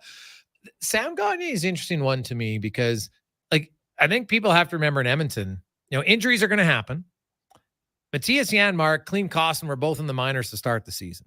By the end of the year, both of them were regulars in the lineup, and Clem Costin scored some pretty big goals in the postseason, right? He was very good, very good. Yeah. So I think the Oilers and Sam Gagne is a guy who everybody knows who he is as a person, that he could be an ideal guy in the minors if he wanted to go there. I'm not saying he has to, but just on the off chance, even Brandon Sutter, they might say, hey man, we like you, we'll sign you to a 2-way deal or something like that because you haven't played in 2 years, but we need some depth and organization. And we saw it last year. Hey, I could totally see that. There's 2 different guys here. Brandon Sutter hasn't played for 2 years because of long COVID. He just might need more time, right? He just might need more time. Ken Holland could say, hey, we'll give you more time, but we're going to give it to you in Bakersfield. Go down there and start playing. We'll play you every night, and let's see where it goes. Sam Gagne doesn't need more time. Sam Gagne is a guy that's got a good chance of being part of this organization in the management role. And what better way? I mean, I think we've seen this in Ken Holland's past. He would send, if it doesn't work out in Edmonton for Sam Gagne, you said it, man. Everybody knows what a quality person Sam Gagne is. Everybody knows he's a smart, bright guy. His dad's an agent. He's got hockey executive written all over him. On an organization, Jason, that's losing a couple guys here that's going to need some young hockey executives coming up. They thought they had Steve Staios in that role. Well, they probably don't anymore. So my point would be this. Sam Gagne might go to the minors and spend a lot of time with Keith Gretzky, as well as playing and as well as being an option if you get some injuries. He could also sit in Baco and figure out how that minor league team runs and kind of kill 2 birds with 1 stone. Is that fair? Oh, 100% fair. And I am waiting kind of for an announcement on Steve Staios and what's going to happen with him. I really, if he's going to go to Ottawa spec, people have asked, to me, that if I'm Edmonton, I'm like, sure, he'll go there, but you got to give some compensation. Right? You can't have a young guy that you just take out of your organization for nothing. Right? I would be surprised about that. Nope. So I wonder if you're moving up the ladder, the deal is if they're going to hire him to be the general manager, Ken Holland has 2 choices. He can stand in his way, which you'd never do, or he's got to sign the paper and let him go. This isn't Chiarelli coming over and what are they? I mean, those are the old days, and they eliminated that rule, right? That was the ridiculous. Chiarelli, though, was fired. That was still the worst rule in NHL I know. history. I still don't get that either. That was completely ridiculous. But if you're going to move a guy up in the organization, if you're giving him a higher position, Jason, you know as well as I, there's no compensation coming Edmonton's way. Yeah. Well, then I wonder why it hasn't been announced on either side. So that's, I guess, what I guess they got to figure out the ownership situation in Ottawa and get it clarified. And that guy's got to take control of the team and start doing some hiring. But by all accounts, Steve Staios will be in Ottawa before he's in Edmonton again. Spec, great to have you back on, man. We will have a lot more heated debates as the season gets going, specifically that you host Spec Stack. All right. So, you got it, brother. It's great to be back. It's great to see you back. And it's great to have this thing going on, man. I can't wait. Awesome. It's Mark Spector from Sportsnet. He will join us every day on the Jason Gregor Show on Sports 1440. It was a Spec Report brought to you by GS Construction. Coming up, former Edmonton Oilers, one of the leaders of the surprising Seattle Kraken.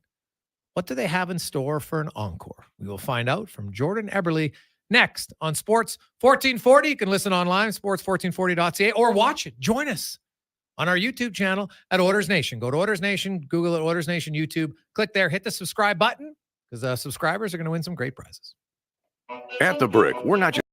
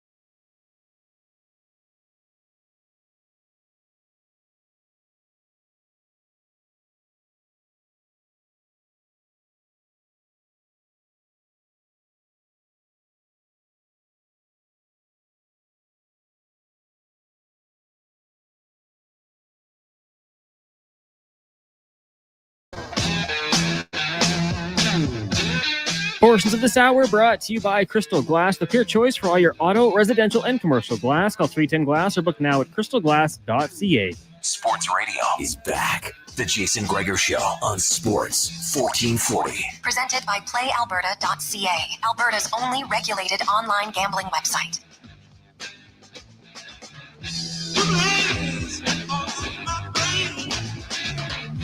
Rolling through our inaugural day on Sports 1440.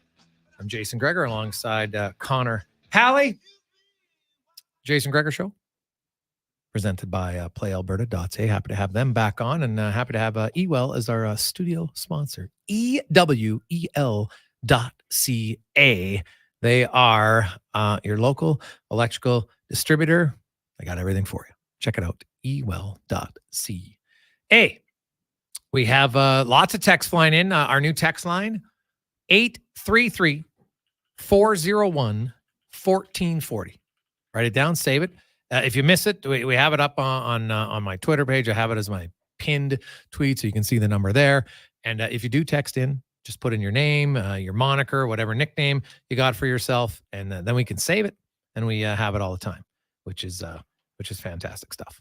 Let's go around the NHL now. Brought to you by McDonald's, and for a limited time, enjoy the Mighty McMuffin or the Mighty McGriddles breakfast sandwich made with bacon, sausage, egg, and cheese on a McGriddle or a McMuffin, only at McDonald's. As we welcome in longtime friend of the show, now a member of the Seattle Kraken, who had themselves quite the season last year, being a 100-point team, and we'll be thinking about what are they looking for an encore this year. Former member of the Edmonton Oilers, the 22nd overall draft pick in 2008, Jordan Eberle joins us. Jordan, welcome back to the show, my man. How you doing?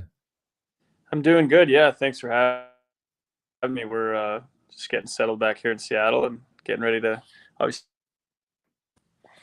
How'd you like Seattle? Like, how much did you know about it before you went there the first time? I mean, other than the couple times I was here when in the WHL, when we come to play the Thunderbirds, not a lot. But now that I'm here, I mean, I remember when the expansion draft happened, they flew a few of us down to do, just come see the city and see everything. And I was right away. It's just, I mean, it's beautiful. The mountains, the lakes, the ocean. Visually it's very nice. And then obviously the facilities that they built here with the new rink and the practice facilities, everything's been great so far. Well, that's awesome. Jordan Eberle joins us, and the second year for an expansion team, 100 points, it's hard to get much better than that. And you guys were ultra competitive and really like an efficient team. There wasn't one line or one guy you guys were relying on. It was everybody across the board. Yeah, our strength for our team is for sure depth. At least that year one was obviously a tough start, but we added some big pieces. Obviously, Bjorkstrand, Burakovsky, Schultze, and we just, like you said, we don't really have that one guy, but we just won by committee. And I think if you look at the NHL and the teams that do really well, they have that depth, and we certainly have that here, and want to just continue to grow next year. So for you, Jordan, what did you learn about your head coach Hackstall? Like as a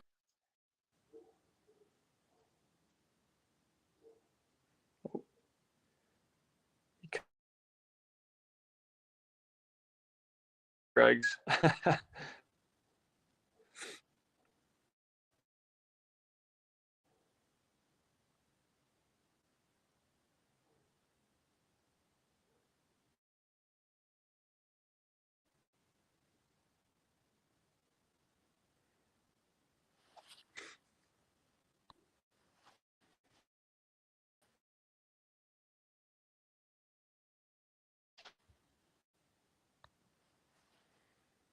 We're back.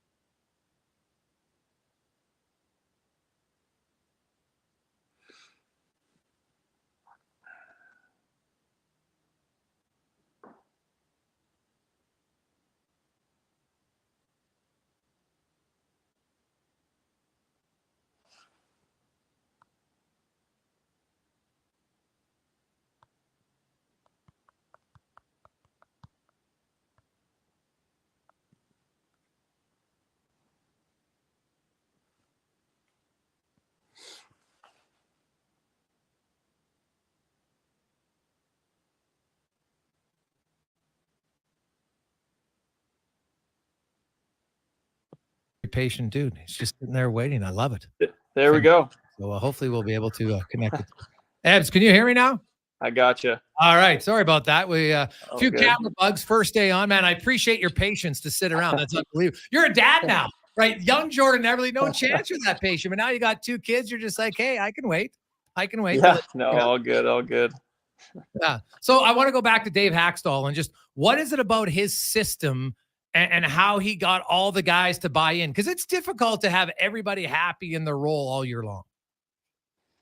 Yeah, I mean, it's always, I think it's a tough job to be an NHL coach. I mean, you're never going to make everyone happy. It's just, at the end of the day, you're just trying to get guys to buy in into a format and a way that we, that you have success with the way you play. I think, going into the second year, we knew we were a better team. We weren't 100% sure of where we were at. I think we had started kind of 500 the first 6 or 7 games, and then we kind of got on a roll. And as soon as that started to happen, we won a few games in a row, and you could see the team start to build some confidence, and we kind of developed a style that he was preaching. But when you start winning with it, that's kind of when things started to turn for us. So, and we just rode the wave all the way through the season, and obviously his voice and the plan that he'd put in place and the way that we needed to skate, the way that we needed to forecheck it, and we obviously, when you win games and you have success doing it, that's when you start believing in it. So that's just kind of the group we had last year, and we want to just continue to build off that. Jordan Everly from the Seattle Kraken joins us. And Evans, it's funny. We had a texter talking about how when we have a former Oiler on, they think back to their time here, and your first goal in Edmonton still stands out. But here we are now. You fast forward, that was 2010, and here we are in 2013, and now you're like the grizzled vet on the team. You got a rookie, Matty Beniers, who's kind of like a young Jordan Everly, circa 13 years ago. Is that unique? Like, do you enjoy having a young guy like that around? Does it make you actually kind of feel younger again and remember your time as a young rookie player in the NHL? Oh, yeah. I mean, it's always nice to have young guys in the room. Like the youth, and they bring energy, and they bring, we're just, and it's funny too, because I played with guys when I was younger too that were older, and they were just in different pages of their life. They had kids, they had families. Maddie's worried about, who he's playing in Call of Duty next. It's just, we're on completely different pages, but it's nice because you were there once upon a time, and they bring obviously just some energy to the locker room. They bring funny stories, and it's always, I think it's good to have a good mix of both. Jordan Everly joins us now.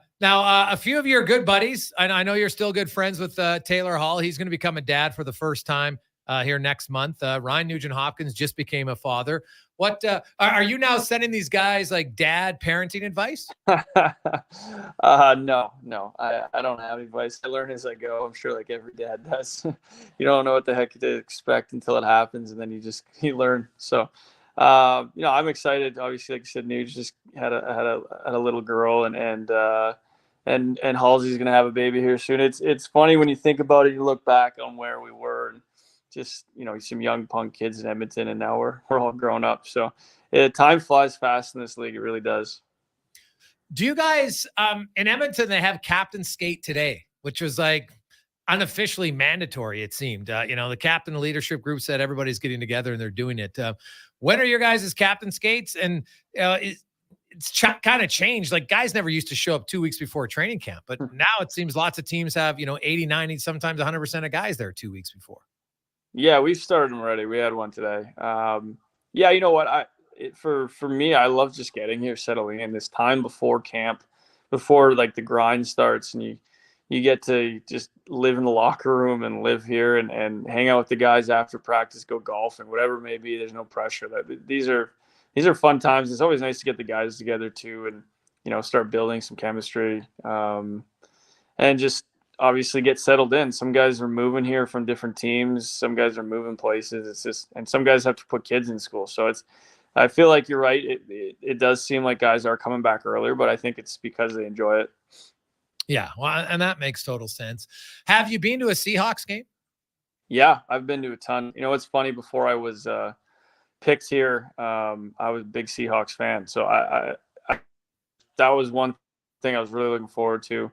I've gone to, I mean, at least 5 or 6 each year that I've.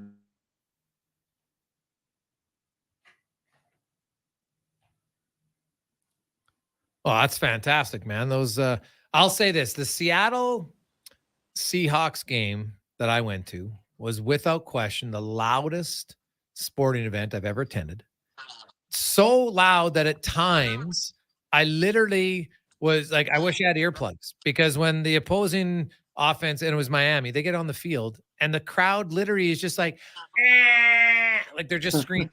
Like that's all they were doing. And it echoes. Like I know the sound system there is built that way, but that it was almost too loud for me as a fan to go there. It's crazy. Like and right now the place is buzzing because the Mariners are absolutely on fire. Right. Have you ever been to an MLB playoff game? Yeah, went last year too.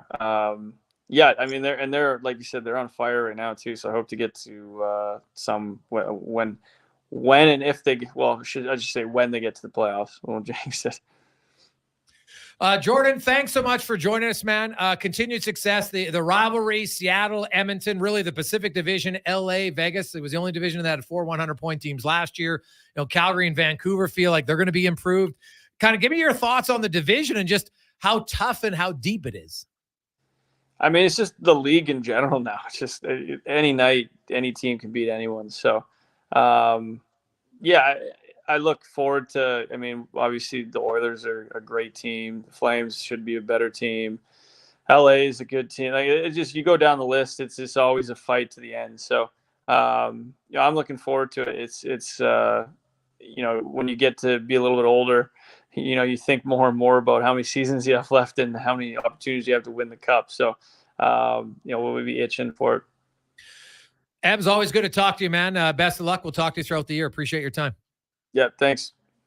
That is Jordan Eberle from the Seattle Kraken, Ultrapation guy. We really appreciate him sticking through as, a few little bugs here on day one. Who knew cameras would overheat? It's kind of a weird thing, but our tech gurus are going to sort it out and figure it out 100% tomorrow. So, minor little glitch overall, 10 and a half hours so far. We're doing pretty good.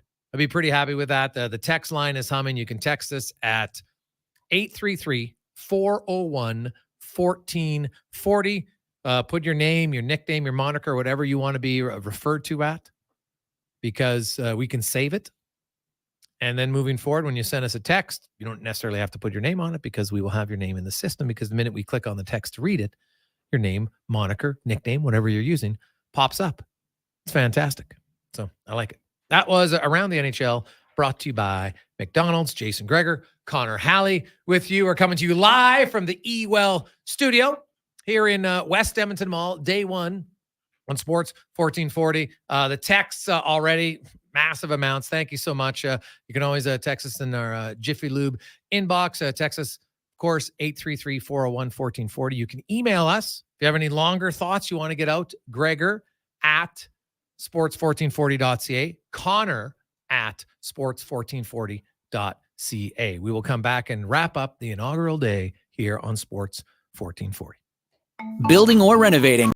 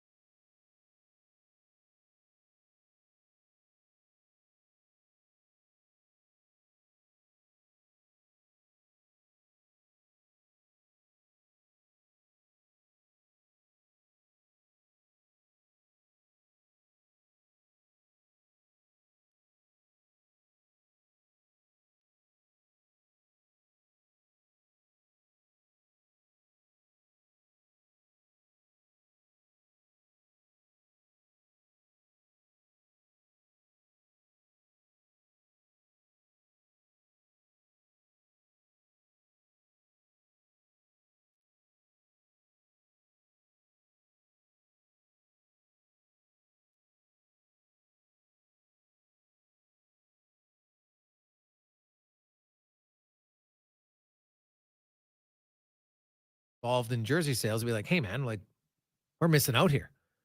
Edmonton's a rabid fan base. There's lots of people who love jerseys. They like new jerseys. They want to see them. So hopefully they get them out there sooner than later. Hey, Greg's, that was the best drive out to the farm in months. Thank you, Norm in a combine. P.S. Where is it on YouTube? Just Google Oilers Nation YouTube, and it's right there. You'll see it come up, Oilers Nation YouTube. We're right there live right now. There's the live chat form going. You can see the show. Myself, Connor Halley was in here as well whenever we have guests. Jordan Eberle was just on. So it was good. Really good. Guys, I've been listening all day. Love you guys. Got back on the radio from Broda Fett. It's a good handle. I like that. Hey, boys, love the interview with Ebbs. I'm a huge Eberle fan. Can't wait to hear Brass Bonanza on Friday. I noticed down on my drive on the QE2 today that the 1440 signal goes almost just before Calgary, even to Nanton. But overnight, just after sunrise, I pick it up fairly clear in Lethbridge from NBA Fan 26. Pretty strong. So if you are driving, it's definitely, I know the signal is a little bit stronger driving south than it is driving north. So if you're ever driving far distance, I highly recommend download the iHeartRadio app or the Stingray app or the Radio Player app, and you can get the show right there. And it'll be crystal clear. So if you're driving far and you get out of range, you will see it. It'll be fantastic. So that'll be fun. A few other texts coming in at 401-1440. It's 833-401-1440 in our Jiffy Lube inbox. Also, a few of the emails coming in, Gregor, at sports1440.ca.